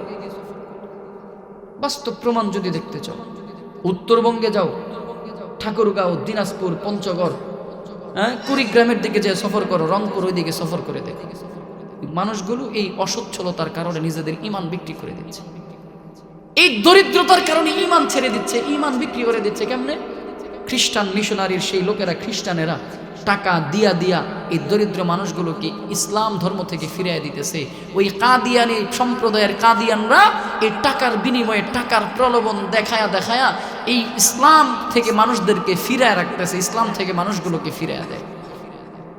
এই জন্য এই দারিদ্রতা মানুষদেরকে বেঈমান বানায় ফেলে। পয়গম্বর এজন্য বললেন, দরিদ্রতা আসার পূর্বে তুমি তোমার সচ্ছলতাকে কাজে লাগাও। কেমনে? আমার 5 লাখ টাকা আছে, এটাকে নিয়ামত মনে করে ব্যবসায় খাটে কাজে লাগাই দাও। 5 লাখ নাই, 2 লাখ আছে, এটারই ব্যবসার কাজে লাগাও। 2 লাখ নাই, 1 লাখ আছে, এটারই ব্যবসার কাজে লাগাও। কত আছে? 50,000 আছে, সঠিকভাবে এই 50,000-এর ইস্তেমাল করো, ব্যবহার করো। তাহলে এই ব্যবসার মধ্য থেকে বরকত দিবেন কে? আরেকটু জোরে বলেন না। এই ব্যবসার মধ্যে বরকত দিবেন কে? আমাদের দেশে একটা প্রবাদ বাক্য আছে, হুজুর গো ইমামতির টাকায় বরকত আছে। এটা ডাহা মিথ্যা কথা,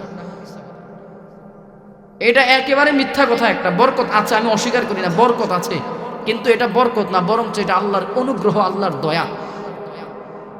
ইমামতির টাকায় আমরা বলি বরকত আছে, বরকত না, বরঞ্চ এটা আল্লাহর অনুগ্রহ, এটা আল্লাহর দয়া, এটা আল্লাহর করুণা। কারণ যেখানে আপনার আমার পরিবার চালাইতে টাকা লাগে 50,000, 60,000, 30,000, 25,000, সেই জায়গায় ইমামের বেতন হলো 5,000, 7,000, 10,000 টাকা বড় জোর। কেমনে চলে? আল্লাহর অনুগ্রহ ছাড়া কিচ্ছু না, আল্লাহর দয়া ছাড়া কিচ্ছু না। তো বরকত কোথায়? আমরা যে বলি ইমামতির টাকায় বরকত আছে, না, ইমামতির টাকায় বরকত না, বরঞ্চ রাসূলের হাদিস অনুযায়ী পৃথিবীর 90% বরকত হলো ব্যবসার মাঝে। 90% বরকত আল্লাহ ব্যবসার মাঝে রেখেছেন, হাদিসের কথা। 90% বরকত আল্লাহ ব্যবসায় রেখে দিয়েছেন। আর 10% বরকত বিভিন্নভাবে। ইমামতির টাকায় বরকত না, ইমামতির টাকা হলো আল্লাহর অনুগ্রহ, ইমামতির টাকা হলো আল্লাহর দয়া। এজন্য ব্যবসার দিকে মনোযোগী হন, হালাল পথের ব্যবসা করেন। এই যে আমাদের এক ব্যবসায়ী কিন্তু পিছনে বসে রয়েছে, শোন ভাই, আপনাদের মাদার ব্যবসায়ী, চুপে চাপে আইসা, বিনয়ী মানুষ তো, চুপে চাপে আইসা বসে রয়েছে, একবারে নিচে বসে রয়েছে। আল্লাহ আমার ভাইয়ের ব্যবসা বরকত দান করুক। আমার ভাই কিন্তু আমার গ্রামের মানুষ, কিন্তু আল্লাহ ব্যবসা বরকত দান করে পড়ে না। আমিন। দেখছেন একজন ব্যবসায়িক মানুষ, দেখলে মনে হবে কোনো এক মাদ্রাসার শাইখুল হাদিস, দেখলে মনে হবে কোনো এক মসজিদের ইমাম, দেখলে মনে হবে কোনো একটা পিশা বুজুর্গ, কোনো একজন আলেম, কিন্তু ব্যবসার কাজে এমন ভাবে তিনি নিজেকে জড়ায় তুলছেন, রাসূলের আদর্শের সাথে নিজেকে জড়ায় রাখা, এমন ভাবে ব্যবসা করেন। এই জন্য ওনার দুনিয়া তো আলহামদুলিল্লাহ সফলতা, আখিরাতেও আল্লাহ ওনাকে সফলতা দিয়ে দিবেন ইনশাআল্লাহ। তাহলে আমরা ব্যবসা করবো তো ইনশাআল্লাহ।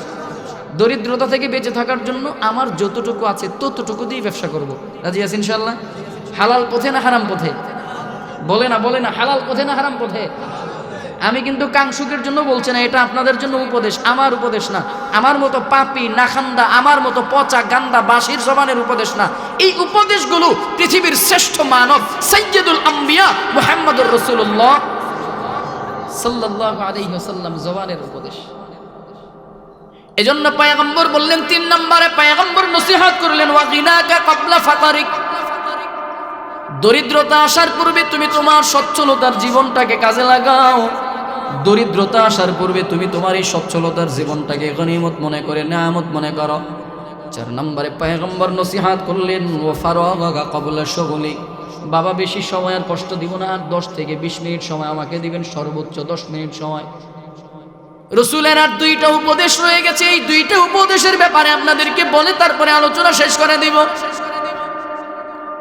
নবীজি সাল্লাল্লাহু আলাইহি ওয়াসাল্লাম 4 নম্বরে বললেন, উপদেশ দিলেন, ওয়া ফারাগাকা ক্বাবলা শুগুলিক, ব্যস্ততা আসার পূর্বে তুমি তোমার অবসর সময়টাকে কাজে লাগাও, অবসর সময়টাকে কাজে লাগাও।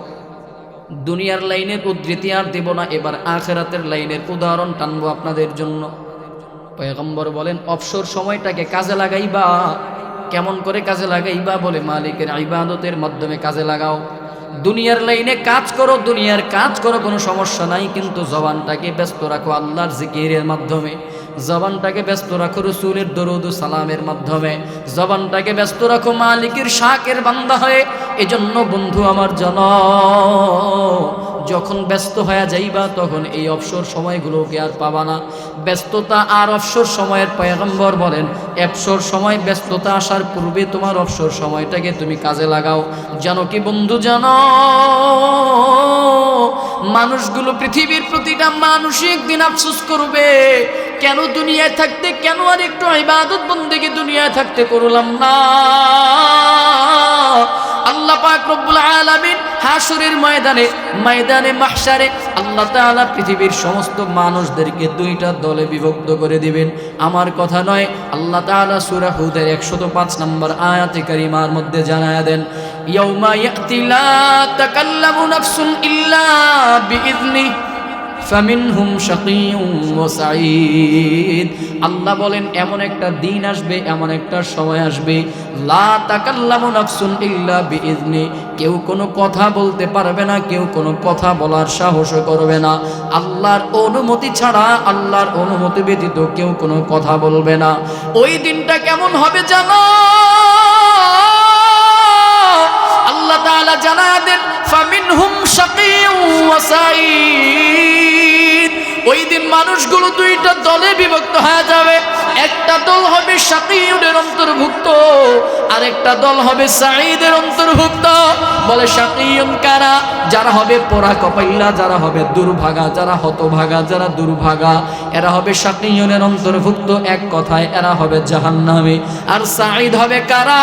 যারা হবে চাঁদ কপালওয়ালা, যারা হবে সৌভাগ্যবান, যারা হবে চাঁদ কপালওয়ালা, যারা হবে সৌভাগ্যবান, এরা হবে সাঈদের অন্তর্ভুক্ত। আল্লাহ তাআলা আরো জানায়া দেন ফারীকুম ফিল জান্নাতি ওয়া ফারীকুম ফিস সাঈদ। আল্লাহ তাআলা বলেন একটা দল হবে জান্নাতের অধিকারী, আর একটা দল হবে সাঈদ জাহান্নামের অধিকারী। ও বন্ধু জানো, ওই দিন মানুষগুলো দুইটা দলে বিভক্ত হয়ে যাবে। খোদার কসম করে বলে যাই, আল্লাহর কসম একবার, ওয়াল্লাহি বিল্লাহি তাল্লাহি, এই দুই দলের বাহিরে সেই দিন অন্য কোনো আর দল থাকবে না। এর যুবক, যেই দলের জন্য আর যেই মতের জন্য তুমি আজকে মানুষের মাথায় পিস্তল ঠেকাইতে দেরি করো না, যেই দলের জন্য, যেই মতের জন্য তুমি পাথর দিয়ে মানুষকে দুনিয়া থেকে বিদায় করে দিতে, খুন করতে দেরি করো না, যেই দলের জন্য, যেই পদের জন্য, যেই মতের জন্য তুমি আজকে রাস্তায় খুন খারাপি করতে দেরি করো না, যেই দলের জন্য, যেই পদের জন্য, যেই মতের জন্য তুমি আজকে অন্যায় করতে দেরি করো না, জুলুম করতে দ্বিধাবোধ করো না, নেতার কথাকে অমান্য করো না, শুধুমাত্র পদের লোভে, পদের লোভে, পদের লোভে, নেতার নেক নজরের আশায়। আল্লাহর কসম করে বলে যাই, শোনো, ওই ময়দানে মাহশারে জান্নাতি আর জাহান্নামী এই দুই দল ছাড়া সেদিন কোনো দল থাকবে না। ওই দিন কোনো আওয়ামী লীগ থাকবে না, ওই দিন কোনো বিএনপি থাকবে না, ওই দিন কোনো জামাত থাকবে না, ওই দিন চরমোনাই থাকবে না, ওই দিন হেফাজত থাকবে না, ওই দিন কোনো খেলাফত থাকবে না, ওই দিন কোনো মজলিস থাকবে না।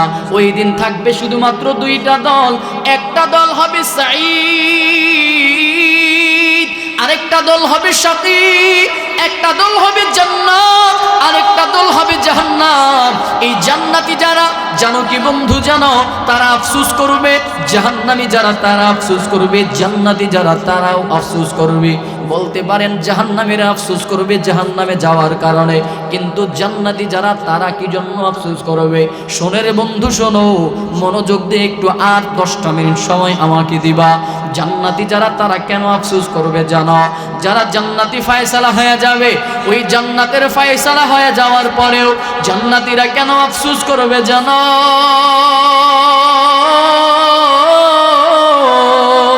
ওই জান্নাতীরা সেদিন আফসোস করবে, হায় রে, আমার আমল নামার মধ্যে যদি আরেকটা বার আল্লাহ শব্দটা লেখা থাকতো,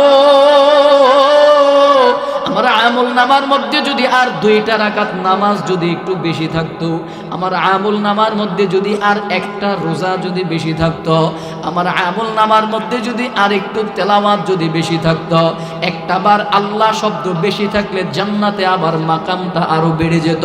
2টা রাকাত নামাজ যদি বেশি থাকতো, জান্নাতে আমার মাকামটা আরো বেড়ে যেত, আরো বেড়ে যেত। একটু যদি একটা রোজা যদি আর একটা রোজা যদি আমল নামার মধ্যে বেশি থাকতো, আমার জান্নাতে আমার মাকামটা আরো উঁচু হতো, আরো বেড়ে যেত, আমি দামি হতাম। আমার আমল নামার মধ্যে যদি আর একটু কোরআন তেলাওয়াত থাকতো, আর একটা আয়াতও যদি আমার আমল নামার মধ্যে বেশি থাকতো, তো আরেকটা তালা জান্নাত আমি উপরে চলে যাইতাম। আমার আমল নামার মধ্যে যদি আর একটু জিকির বেশি থাকতো, জান্নাতে আমার মাকামটা আল্লাহর কাছে আরো কাছে হয়ে যাইতো, আরো বেশি হয়ে যাইতো। ওই দিন জান্নাতীরা আফসোস করবে, হায় রে, দুনিয়ায় থাকতে কেন আর একটু বেশি আমল করলাম না? অবসর সময় তো কত কাটাইয়া দিলাম, অবসর সময় কত চলে গেল, কেন আর একটু জিকির মাওলার করলাম না? কেন আর একটু মাওলার কোরআন তেলাওয়াত বেশি করলাম না? কেন আর 2টা রাকাত নামাজ বেশি পড়লাম না? কেন আর একটু আমি দান সাদাকা দুনিয়াতে বেশি করলাম না? কেন আর একটু ইবাদত বন্দেগী করলাম না? ওই জান্নাতীরা সেদিন আফসোস করবে। জানো কি বন্ধু, জানো, জাহান্নামী যারা এরা সেদিন আফসোসের তাদের কোনো সীমায় থাকবে না। ওই জাহান্নামীরা কেমন আফসোস করবে জানো? ওই জাহান্নামীরা আফসোস করতে করতে নিজেদের হাতের গোশতগুলোকে চাবায়া চাবায়া খুলে ফেলবে, নিজের হাতের গোশতগুলোকে চাবাইয়া চাবাইয়া হাড় থেকে আলাদা করে ফেলবে, ডান হাতের গোশতগুলোকে চাবাইয়া চাবাইয়া নিজের মুখের দাঁত দিয়া খুলে ফেলবে হাড় থেকে, কোনো উদ্দেশ থাকবে না। ওই জাহান্নামীরা সেদিন আমার মালিককে বলবেন, আল্লাহ, দুনিয়ায় আর একটা বার আপনি আমাকে পাঠান, আমার মতো আবেদ আর দুনিয়াতে কেউ হবে না, আমার মতো ইবাদতকারী আর দুনিয়াতে কেউ হবে না, আরেকবার দুনিয়াতে আমাকে পাঠাও। এই জন্য বন্ধুরা আমার শোনো, পয়গম্বর বলেন, রাসূল করিম সাল্লাল্লাহু আলাইহি ওয়াসাল্লাম এই জন্য জানায়া দিলেন, ওয়া ফারাগাকা ক্বাবলা শুগলিক, বলে ব্যস্ততা আসার পূর্বে বন্ধু তুমি তোমার এই অবসর সময়টাকে মালিকের ইবাদতের জন্য কাটায়া দাও। আল্লাহর পয়গম্বর 5 নম্বর নসিহত করলেন, 5 নম্বরে বলেন, ওয়া হায়াতাকা ক্বাবলা মাউতিক, আল্লাহর পয়গম্বর বলেন মৃত্যু আসার পূর্বে তুমি তোমার দুনিয়ার এই হায়াতটাকে কাজে লাগাও, মূল্যায়ন করো, কদর করো, নিয়ামত মনে করো। জানো কি বন্ধু, জানো, যেই দিন আজরাইল তোমার আমার দরজার মধ্যে যেদিন চলে আসবে, ওই দিন আজরাইলকে বললে চলবে না, ভাই আমাকে 1 মিনিট সময় দাও, আমি তওবা করিনি। আজরাইল চলে আসলে সেদিন বললে হবে না, ভাই আমি তওবা করতে পারি নাই, তওবা করিনি। আজরাইলকে বললে হবে না, ভাই আমাকে সময় দাও, অমুকে আমার থেকে টাকা পাবে, তার পরিশোধ করে দে। আজরাইলকে সেদিন বললে চলবে না, ভাই আমাকে 2টা মিনিট সময় দাও, আমি 2 রাকাত নামাজ পড়ে আল্লাহর কাছে দোয়া করে নিই।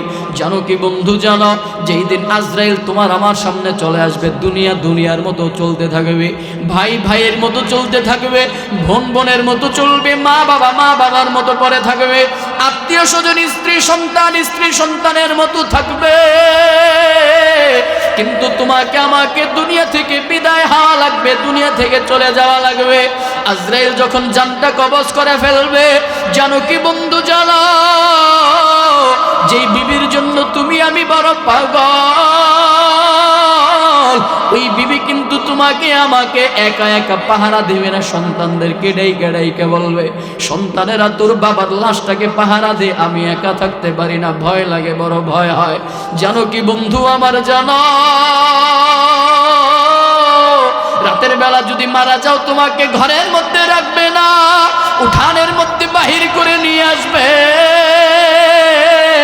তোমার শরীরের কাপড়গুলো আস্তে আস্তে করে খুলে ফেলবে, তোমার শরীরের জামা কাপড়গুলো খুলে ফেলবে, মশারি টানাইয়া গরম পানি দিয়া বড়ই পাতা দিয়া তোমাকে আমাকে শেষবারের মতো গরম পানি দিয়ে গোসল দিবে।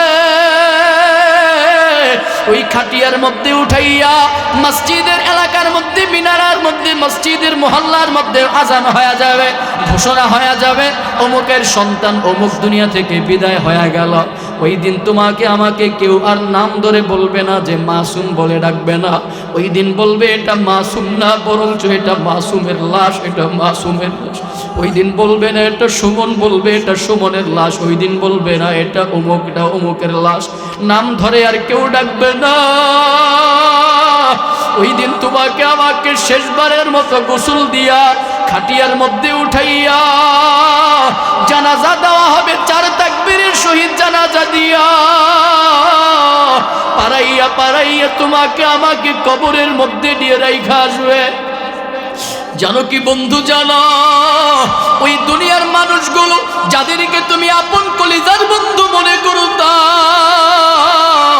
যাদেরকে তোমার কলিজার ভাই মনে করতা, যাদেরকে তোমার আপন কলিজার ভাই মনে করতা, বন্ধু মনে করতা, যাদেরকে টাকা দিয়া দিয়া তোমার আশেপাশে গুড় গুড় করাইতা, ওই পাষণ্ড হৃদয়ের মানুষগুলাই সেদিন তোমাকে কবরের মধ্যে একা রাইখা পারাইয়া পারাইয়া তোমাকে মাটিতে রেখে আসবে। কবরের মধ্যে তোমার শুয়াইয়া পাড়াইয়া পাড়াইয়া মাটি দেয়া তোমার জন্য দোয়া করে চলে আসবে। কিন্তু তোমার আমার উপায়টা হবে কি, ওই কবরটা যদি তোমার আমার জন্য জাহান্নামের গর্ত হয়ে যায়, সেই দিন যদি কবরের 2 পাশের মাটি যদি তোমাকে আমাকে চাপ দেয়, এই দিন কিন্তু তোমার আবার কোনো উপায় থাকবে না, কোনো উপায় থাকবে না। ফেরেশতারা যখন জিজ্ঞেস করবে মার রব্বুকা ওয়া মা দীনুকা ওয়া মান হাযার রাজুল, 3 প্রশ্নের জবাব যদি তুমি আমি দিতে না পারি, সেই দিন কিন্তু কোনো উপায় থাকবে না। ডান পাজরের হাড় বাম পাজরে ঢুকে যাবে, বাম পাজরের হাড় ডান পাজরে ঢুকে যাবে। এজন্যই তো আল্লাহ তাআলা জানায়া দেন, আল্লাযী খালাকাল মাউতা ওয়াল হায়াতা লিয়াবলুয়াকুম আইয়ুকুম আহসানু আমালা। তোমার আমার পয়গম্বর জানায়া দিলেন, ওয়া হায়াতাকা ক্বাবলা মাউতিক। ওরে দুনিয়ার মুসলমান শোনো, পয়গম্বরের সেই বিশ্ববিখ্যাত পয়গম্বরের জবানের সেই নসিহতটুকু শোনো। সর্বশেষ তোমার আমার পয়গম্বর জানায়া দিলেন, তোমার আমার পয়গম্বর বলেন, দুনিয়ার ওই মৃত্যু আসার পূর্বে দুনিয়ার এই হায়াতের জীবনটাকে গনিমত মনে করে, নিয়ামত মনে করো। হায়াতের জিন্দেগিতে দুনিয়াতে যতদিন থাকবা ততদিন মালিকের ইবাদত করো। আল্লাহ তাআলা তোমাকে আমাকে দুনিয়ায় কেন পাঠাইছে রে যুবক জানো? আল্লাহ তোমাকে আমাকে দুনিয়ায় কেন দিয়েছেন জানো? আল্লাহ বলেন, আল্লাযী খালাকাল মাউতা ওয়াল হায়াতা লিয়াবলুয়াকুম আইয়ুকুম আহসানু আমালা। আল্লাহ বলেন, আমি তোমাদেরকে দুনিয়ায় পাঠাইলাম, আমি পরীক্ষা করব কার আমলটা কত সুন্দর, কার আমলটা কত আহসান, কার আমলটা কত সুন্দর, কার আমলটা কত ভালো। ও বন্ধু আমার, জানো ওই ময়দানে মাহশার যেদিন বিচারের কার্যক্রম আল্লাহ শুরু করে দিবেন, ওই দিন কিন্তু আল্লাহ তাআলা বান্দার ব্যাকগ্রাউন্ড তালাশ করবে না, ব্যাকগ্রাউন্ড খুঁজবে না। আল্লাহ সেদিন বান্দার চেহারার দিকে তাকাইয়া বিচার করবে না। আল্লাহ সেদিন বান্দার এই শরীরের দিকে তাকায় বিচার করবে না। আল্লাহ সেদিন বান্দার ক্ষমতার দিকে তাকাইবেন না। ওরে যুবক, যেই ক্ষমতার জন্য তুমি আমি আজকে বড় পাগল, ওই ক্ষমতার দিকে আল্লাহ তাকাবেন না, বংশ গৌরবের দিকে তাকাবেন না, আত্মীয় স্বজনের দিকে তাকাবেন না, আল্লাহ বান্দার মা বাবার দিকেও তাকাবেন না, আল্লাহ বান্দার কোনো আত্ম অহমিকার দিকে তাকাবেন না। তো আল্লাহ তাআলা কোন দিকে তাকাইয়া বিচার করবেন, কোন দিকে তাকাবেন? রাসূল বলেন, শুধু অন্তরের দিকে তাকাবেন, শুধু অন্তরের দিকে তাকাবেন। ক্বালা রাসূলুল্লাহি সাল্লাল্লাহু আলাইহি ওয়াসাল্লাম, পয়গম্বর বলেন, ইন্নাল্লাহা লা ইয়ানজুরু ইলা সুওয়ারিকুম ওয়ালা ইলা আজসামিকুম ওয়ালাকিন ইয়ানজুরু ইলা কুলুবিকুম ওয়া আমালিকুম। পয়গম্বর আকরাম সাল্লাল্লাহু আলাইহি ওয়াসাল্লাম বলেন, ময়দানে মাহশারে বিচার দিবসে আল্লাহ তাআলা বান্দার চেহারার দিকে তাকাইয়া বিচার করবে না, আল্লাহ বান্দার শরীরের দিকে তাকাইয়া বিচার করবেন না। তো কোন দিকে তাকাইয়া বিচার করবেন। পয়গম্বর বলেন ওয়ালাকি ইয়ানজুরু ইলা কুলুবিকুম কুলুবিকুম কুলুবিকুম কুলুবিকুম ওয়া আমালিকুম। পয়গম্বর বলেন আল্লাহ বান্দার অন্তরের দিকে তাকাইয়া বিচার করবেন, আল্লাহ বান্দার আমলের দিকে তাকাইয়া বিচার করবেন। অন্তরের দিকে তাকাইয়া বিচার করবেন, আমলের দিকে তাকাবেন। ওই দিন আল্লাহ দেখবেন কার অন্তরটা কত ভালো, কার অন্তরটা কত স্বচ্ছ, কার অন্তরটা কত পরিষ্কার। জনকি বন্ধু জানো, ওই দিন তুমি আমি নামাজি হওয়ার পরেও জাহান্নামের আগুনের মধ্যে জ্বলা লাগবে। ওই দিন আল্লাহর রাস্তার শহীদ হওয়ার পরেও তুমি আমি জাহান্নামের আগুনের মধ্যে জ্বলা লাগবে। ওই দিন আলেম হওয়ার পরেও বান্দা জাহান্নামের আগুনের মধ্যে জ্বলবে। বড় দানবীর হওয়ার পরেও বান্দা জাহান্নামের আগুনের মধ্যে জ্বলবে। বলে কেন? বলে একমাত্র কারণ হলো বান্দার অন্তরটা ভালো না, অন্তরটা ভালো। আমার কথা নয়, পয়গম্বরের জবানের কথা, পয়গম্বরের জবানের হাদিস। লম্বা চূড়া এক হাদিস, মুসলিম শরীফের এক হাদিস। অনুবাদটুকু আপনাদেরকে শোনায় ইবারত বাদ দিয়া, সময় যেহেতু সংক্ষিপ্ত। আবু হুরায়রা রাদিয়াল্লাহু তাআলা আনহু থেকে বর্ণিত। আবু হুরায়রা রাদিয়াল্লাহু তাআলা আনহু বলেন আপনার আমার পয়গম্বর জানায়া দেন ময়দানে মাহশারে আল্লাহ তাআলা যেদিন বিচারের কার্যক্রম শুরু করে দিবেন, ওই দিন আল্লাহ তাআলা তিনজন বান্দাকে দিয়ে আল্লাহ তাআলা সেদিন বিচার করবেন। তিনজন বান্দাকে দিয়ে বিচার শুরু করে দিবেন। এক নম্বরে আল্লাহ তাআলা বিচার করবেন আল্লাহর রাস্তার একজন শহীদ বান্দাকে দিয়া। দুই নম্বরে বিচার করবেন একজন আলেম আর একজন কারিকে দিয়া। তিন নম্বরে বিচার করবেন একজন দানকারী, একজন দানশীল বান্দাকে দিয়া। শহীদ বান্দাকে ডাক দিয়ে বলবে, রে শহীদ, দুনিয়াতে আমি তোরে আমার নিয়ামত শারীরিক সক্ষমতা তোরে দিলাম, বল গোলাম বল আমার নিয়ামত পাওয়ার পরে আমি আল্লাহর জন্য কি করেছো, কতটুকু আমল করেছো। জানো কি বন্ধু, জানো ওই শহীদ বান্দা সেদিন বলবেন আল্লাহ আমি তোমার এই নিয়ামতের স্বীকৃতি প্রদান করি, আমি তোমার এই নিয়ামত ভোগ করেছি মালিক। তবে জানো এই নিয়ামত পাওয়ার পরে আমি কি করেছিলাম। আল্লাহ আমি তোমার দেওয়া এই নিয়ামত পাওয়ার পরে তোমার জন্য যুদ্ধ করলাম, তোমার জন্য লড়াই করলাম। আল্লাহ আমি তোমার রাস্তায় জিহাদ করেছি। আল্লাহ শুধু জিহাদ পর্যন্ত ক্ষান্ত নয়, এই যে তাকাইয়া দেখা রক্ত মাখা শরীর নিয়ে তোমার দরবারে আসলাম। আল্লাহ আমি যুদ্ধ করতে করতে শাহাদাত বরণ করলাম, শহীদ হয়ে গেলাম।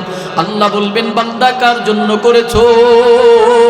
ওই বান্দা বলবেন লিল্লাহি রাব্বিল আলামিন, আল্লাহ তোমার জন্য করলাম, তোমার জন্য শহীদ হলাম। আল্লাহ তাআলা ডাক দিয়া বলবেন গোলাম মিথ্যা বলিস না, মিথ্যা বলবি না, মিথ্যা বলিস না।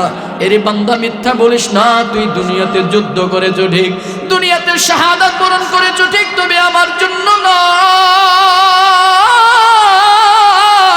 দুনিয়াতে যুদ্ধ করেছো ঠিক, তবে আমার জন্য নয়। দুনিয়ার মানুষ তোমাদেরকে যোদ্ধা বলে ডাকবে, দুনিয়ার মানুষ তোমাকে বড় শহীদ বলে ডাকবে, দুনিয়ার মানুষ তোমাকে বড় যোদ্ধা বলে ডাকবে, শহীদ বলে ডাকবে, তোমাকে বড় যোদ্ধা বলে ডাকবে, সাহসী বলে ডাকবে, বীর বলে ডাকবে। যারে গোলাম যাও যাও, দুনিয়ার নিয়তের উপরে বরকত দুনিয়ায় পেয়ে গেছ, আমার দরবারে কিছু নাই, আমার দরবার থেকে হারাম। আল্লাহ তাআলা তখন আযাবের ফেরেশতাদেরকে ডাক দিয়ে বলবেন ফেরেশতারা আমার নাফরমানকে উপর করে শোয়াও, আমার নাফরমানকে উপর করে শোয়াইয়া এই নাফরমানকে টেনে টেনে হেচড়ায়া হেচড়ায়া জাহান্নামের আগুনের মধ্যে নিয়ে ফেলো। আল্লাহর আযাবের ফেরেশতারা তখন ওই শহীদ বান্দাকে উপর করে শোয়াইয়া টেনে টেনে হেচড়ায়া হেচড়ায়া জাহান্নামের আগুনের মধ্যে নিয়ে ফেলাবে। জানো কি বন্ধু, জানা আল্লাহ তাআলা দুই নম্বরে বিচার করবেন আমার মতো একজন কাম্বাস, আমার মতো একজন পাপী, আমার মতো একজন নষ্ট পচা গান্দা বাসি নষ্ট একজন আলেম আর কারিকে দিয়া। আল্লাহ বলবেন রে আলেম, দুনিয়াতে আমি তোর সিনার মধ্যে তোরে কোরআনের বরকত আমি তোরে দিলাম, তোর সিনার মধ্যে আমি কোরআনের ইলম তোর সিনার মধ্যে দিয়ে দিলাম, তোর জবানে কণ্ঠের মধ্যে কত মধুর একটা কণ্ঠ তোরে দান করলাম। রে আলেম বল, আমার নিয়ামত পাওয়ার পরে আমি আল্লাহর জন্য কি করেছো, কতটুকু আমল করেছো? আল্লাহ বলবেন, গোলাম কতটুকু আমল করেছো, আমার জন্য কতটুকু ইবাদত করেছো? ওই আলেম আর কারি বলবেন, আল্লাহ দুনিয়াতে আমি তোমার নিয়ামতের স্বীকৃতি প্রদান করি, নিয়ামতের স্বীকৃতি প্রদান করি। আল্লাহ জানো তোমার নিয়ামত পাওয়ার পরে আমি দুনিয়াতে আল্লাহ আমি কি করেছিলাম জানো? আল্লাহ আমি দুনিয়ার মানুষদেরকে কোরআনের বয়ান করে করে শুনাইতাম। আল্লাহ দুনিয়ার মানুষদেরকে কোরআনের তেলাওয়াত করে করে শুনাইতাম। আল্লাহ দুনিয়ার মানুষদেরকে কোরআনের বয়ান করে করে শুনাইছি। আল্লাহ দুনিয়াতে কোরআনের দর্স তাদরিস আমি করেছিলাম। আল্লাহ আল্লাহ বলবেন, কার জন্য করেছো, কার জন্য করেছো? ওই আলেম আর কারি বলবেন, লিল্লাহি রাব্বিল আলামিন, তোমার জন্য করলাম। আল্লাহ বলবেন, খবরদার, ধমক দিয়ে বলবেন, সাবধান, খবরদার, মিথ্যা বলিস না রে গোলাম, মিথ্যা বলবি না। দুনিয়াতে কোরআন তেলাওয়াত করেছো ঠিক, তবে আমার জন্য নয়, দুনিয়ার মানুষদেরকে দেখাবার জন্য করেছ। দুনিয়ার মানুষদেরকে তেলাওয়াত করে শুনাইছো, দুনিয়ার মানুষদেরকে কোরআনের বয়ান করেছো শুধু দুনিয়ার মানুষদেরকে দেখাবার জন্য। যারে গোলাম যাও, দুনিয়ার মানুষ তোরে বক্তা বলে ডাকলে বান্দা খুশি হয়ে যাইতা, দুনিয়ার মানুষ তোরে বড় হুজুর বলে ডাকলে খুশি হয়ে যাইতা, দুনিয়ার মানুষ তোরে বড় মুফতি বড় মুহাদ্দিস ডাকলে খুশি হইতা, দুনিয়ার মানুষ তোরে বড় আলেম ডাকলে খুশি হইতা, বড় বক্তা বড় খতিব বলে ডাকলে খুশি হইতা, বড় কারি ডাকলে খুশি হইতা। কারি না ডাকলে বান্দা বেজার হয়ে যাইতা, হুজুর না ডাকলে বেজার হইতা, বড় বক্তা বড় খতিব না ডাকলে বেজার হয়ে যাইতা। যা গোলাম যাও যাও, দুনিয়ার নিয়তের উপরে বরকত দুনিয়ার মধ্যে পেয়ে গেছো, আমার দরবারে কিছু নাই। আল্লাহ বলবেন, ফেরেশতাদেরকে, আযাবের ফেরেশতাদেরকে ডাক দিয়ে বলবেন, ফেরেশতার দল আমার নাফরমানকে উপর করে শোয়াও,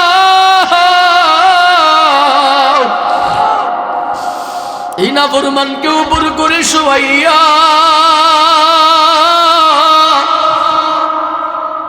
এই নাফরমানকেও টেনে টেনে হেচড়ায়া হেচড়ায়া জাহান্নামের আগুনের মধ্যে নিয়ে ফেলো। আল্লাহর আযাবের ফেরেশতারা তখন ওই বক্তা, ওই খতিব, ওই আলেম, ওই কারিকে উপর করে শোয়াইয়া, উপর করে শোয়াইয়া টেনে টেনে হেচড়ায়া হেচড়ায়া জাহান্নামের আগুনের মধ্যে নিয়ে ফেলো। জানো কি বন্ধু, জানো আল্লাহর কসম করে বলি, একটা কথাও মিথ্যা না, প্রতিটা কথা রাসূলের জবানের হাদিস। এরে যুবক, কার জন্য আজকে এত মায়া, কার জন্য এত মোহাব্বত, কার জন্য এত ভালোবাসা? কিসের এত অহংকার, কিসের এত নাম, কিসের এত ডাক, কিসের এত তোমার চালচলন, কিসের এত ভূমিকা? জানো আল্লাহ তাআলা 3 নম্বরে ডাক দেবেন একজন দানশীল বান্দাকে। দানশীল বান্দাকে ডাক দিয়ে বলবে, রে দানবী, দুনিয়াতে আমি তোরে আমার নিয়ামত, অর্থ সম্পদ তোরে দান করলাম। বল রে গোলাম বল, আমার নিয়ামত পাওয়ার পরে আমি আল্লাহর জন্য কি করেছো, কতটুকু আমল করেছ? ওই দানবীর বান্দা বলবেন, আল্লাহ দুনিয়াতে আমি তোমার নিয়ামতের স্বীকৃতি প্রদান করি, নিয়ামতের স্বীকৃতি প্রদান করি। আল্লাহ জানো এই নিয়ামত পাওয়ার পরে আল্লাহ আমি কি করেছিলাম? আল্লাহ আমি সিলায়ে রহম, আত্মীয়তার বন্ধন আমি রক্ষা করেছিলাম। আল্লাহ আমি গরিব দুঃখী মানুষের জন্য ব্যয় করতাম, গরিব দুঃখীর জন্য ব্যয় করেছি। আল্লাহ আমি মসজিদে দান করতাম, আল্লাহ আমি মাদ্রাসায় দান করেছি, আল্লাহ আমি মাহফিলে দান করেছি, ইয়াতিমদের পিছনে ব্যয় করেছি, আল্লাহ জনগণের কল্যাণে ব্যয় করতাম, জনগণের কল্যাণে ব্যয় করেছি। আল্লাহ আমি দেশের কল্যাণে ব্যয় করলাম, এমন কোনো খাত নাই যেই খাতে দান করলে তুমি খুশি হইতা না, সন্তুষ্ট হতা না। আল্লাহ আমি এমন প্রতিটা খাতে দান করতাম, এমন প্রতিটা জায়গার মধ্যে দান করার চেষ্টা করেছি। আল্লাহ বলবেন, কার জন্য করেছো? ওই দানবীর বান্দা বলবেন, লিল্লাহি রাব্বিল আলামিন, আল্লাহ আমি তোমার জন্য করলাম। দানবীর বান্দা বলবেন আল্লাহ তোমার জন্য দান করেছি, তোমার জন্য সাদাকা করেছি, তোমার জন্য ব্যয় করেছি। আল্লাহ বলবেন খবরদার বান্দা মিথ্যা বলিস না, দুনিয়াতে দান করেছো ঠিক, তবে আমার জন্য নয়, দুনিয়ার মানুষকে দেখাবার জন্য। নামের শুরুতে মানুষ তোমাকে দানবীর বলবে, নামের শুরুতে আলহাজ না লিখলে, দানবীর না লিখলে, দানশীল না লিখলে বেজার হয়ে যাইতা। যারে গোলাম যাও যাও, দুনিয়ার নিয়তের উপরে বরকত দুনিয়ার মধ্যে পেয়ে গেছ। আমার দরবারে কিছু নাই, আমার দরবার থেকে হালাক। আল্লাহ বলবেন তখন আবার আযাবের ফেরেশতাদেরকে অনুরূপ ভাবে বলবেন, আযাবের ফেরেশতারা রে আমারে নাফরমানকে উপর করে শোয়াইয়া এই নাফরমানকে টেনে টেনে টেনে টেনে জাহান্নামের আগুনের মধ্যে নিয়ে ফেলাও। ওই আযাবের ফেরেশতারা ওই জাহান্নামীকে, ওই দানবীর বান্দাকে উপর করে শোয়াইয়া টেনে টেনে হেচড়ায়া হেচড়ায়া জাহান্নামের আগুনের মধ্যে নিয়ে ফেলাবে। এজন্য যুবক বন্ধু আমার, ও মাথাইয়ার যুবকেরা, মাথাইয়ার মুরব্বী বাবারা, ও রামপুরের মুসলমান শোনো, হায়াতের জিন্দেগি আল্লাহ দিয়েছেন। আল্লাযী খালাকাল মাউতা ওয়াল হায়াতা লিয়াবলুয়াকুম আইয়ুকুম আহসানু আমালা। আল্লাহ তোমাকে আমাকে এই হায়াতের জিন্দেগিটা কেন দিলেন? বলে কার আমলটা সুন্দর এটা পরীক্ষা করার জন্য দিলেন, কার আমলটা সুন্দর এটা পরীক্ষা করার জন্য দিলেন। এজন্য পায়ে হাত রেখে বলে যাই, পয়গম্বর নসিহত করলেন ও হায়াতাকা ক্বাবলা মাউতিক, মৃত্যু আসার পূর্বে হায়াতের জীবনটাকে মূল্যায়ন করো, মৃত্যু আসার পূর্বে হায়াতের জীবনটাকে গনিমত মনে করে, নিয়ামত মনে করো। এজন্য পায়ে হাত রেখে বলে যাই যুবক, ও রামপুরের মুসলমান পর্দার অন্তরালের মায়েরা, হায়াতের জিন্দেগিতে আল্লাহ তোমাকে আমাকে আর দুনিয়াতে যতদিন বাঁচায় রাখবেন, আল্লাহ হায়াতের জিন্দেগিতে যতদিন তোমাকে আমাকে বাঁচায় রাখবেন, ততদিন জীবনে আর কোনোদিন নামাজ কামাই করব না। একটা প্রতিজ্ঞা করো, একটা ওয়াদা আজকে থেকে করে যাও, হায়াতের জিন্দেগিতে আল্লাহ তোমাকে আমাকে যতদিন বাঁচাবে কোনোদিন নামাজ ছাড়বো না, রোজা ছাড়বো না, পর্দা ছাড়বো না। ও বন্ধু আমার, পর্দার কথা যদি বলতে হয় মনে পড়ে গেল আরেকটা কথা। জানো ওই যে শরীফ উসমান হাদির আহলিয়া স্ত্রী কেমন পর্দাসীন ছিল? লক্ষ লক্ষ মানুষের সমাগম গতকালকে হয়ে গেল, এরকম লক্ষ লক্ষ কোটি মানুষের ভিড়ে, কোনো মিডিয়ার ভিড়ে, কোনো ভিড়ে আজ পর্যন্ত কেউ হাদির স্ত্রীটাকে দেখলো না। অথচ তোমার আমার অবস্থা কেমন হয়ে গেল? এমন পরিস্থিতি যদি তুমি আমি পাইতাম, মিডিয়ার সামনে নিজেদেরকে তুলে ধরতাম, নিজেকে ভাইরাল করার একটা সুযোগ আমরা খুঁজে নিতাম। কিন্তু আল্লাহর মুহাব্বত দেখো কেমন অন্তরের মধ্যে, তাদের অন্তরের মধ্যে কেমন ছিল, আল্লাহর মায়া তাদের অন্তরে কেমন ছিল। কেউ বলতে পারবে না হাদির স্ত্রী কেমন জানো, বোরকার পরেও, তারপরেও কোনোদিন বোরকা পরেও কোনোদিন মিডিয়ার সামনে আসে নাই। এজন্য আজকে থেকে নিয়ত করো, পর্দা করবা তো একেবারে শরীয়তের বিধান অনুযায়ী পর্দা, ট্রেডিশনাল বোরকার পর্দা না। ও যুবক আজকে থেকে নিয়ত করো, হায়াতের জিন্দেগিতে আল্লাহ যতদিন বাঁচাবেন কোনোদিন নামাজ ছাড়বো না, রোজা ছাড়বো না, কোনোদিন হারাম করবো না, কোনোদিন হারাম খাবো না। কারা কারা আমরা নিয়ত করতে পারি? আমার মালিককে দুইটা হাত তুলে দেখা দেই। আল্লাহ এই হাতগুলোকে আপনি কবুল আর মঞ্জুর করে নেন। ইনশাআল্লাহ কোনোদিন নামাজ তরক করবো না, রাজি আছি ইনশাআল্লাহ। রোজা তরক করবো না, রাজি আছি ইনশাআল্লাহ। হায়াতের জিন্দেগিতে শক্ত করে হাতটা তোলেন না। হায়াতের জিন্দেগিতে যতদিন থাকবো, যতদিন বাঁচবো, আল্লাহ আপনি আমাদেরকে নেকের পথে চলার তৌফিক দান করেন, পড়েন আমিন।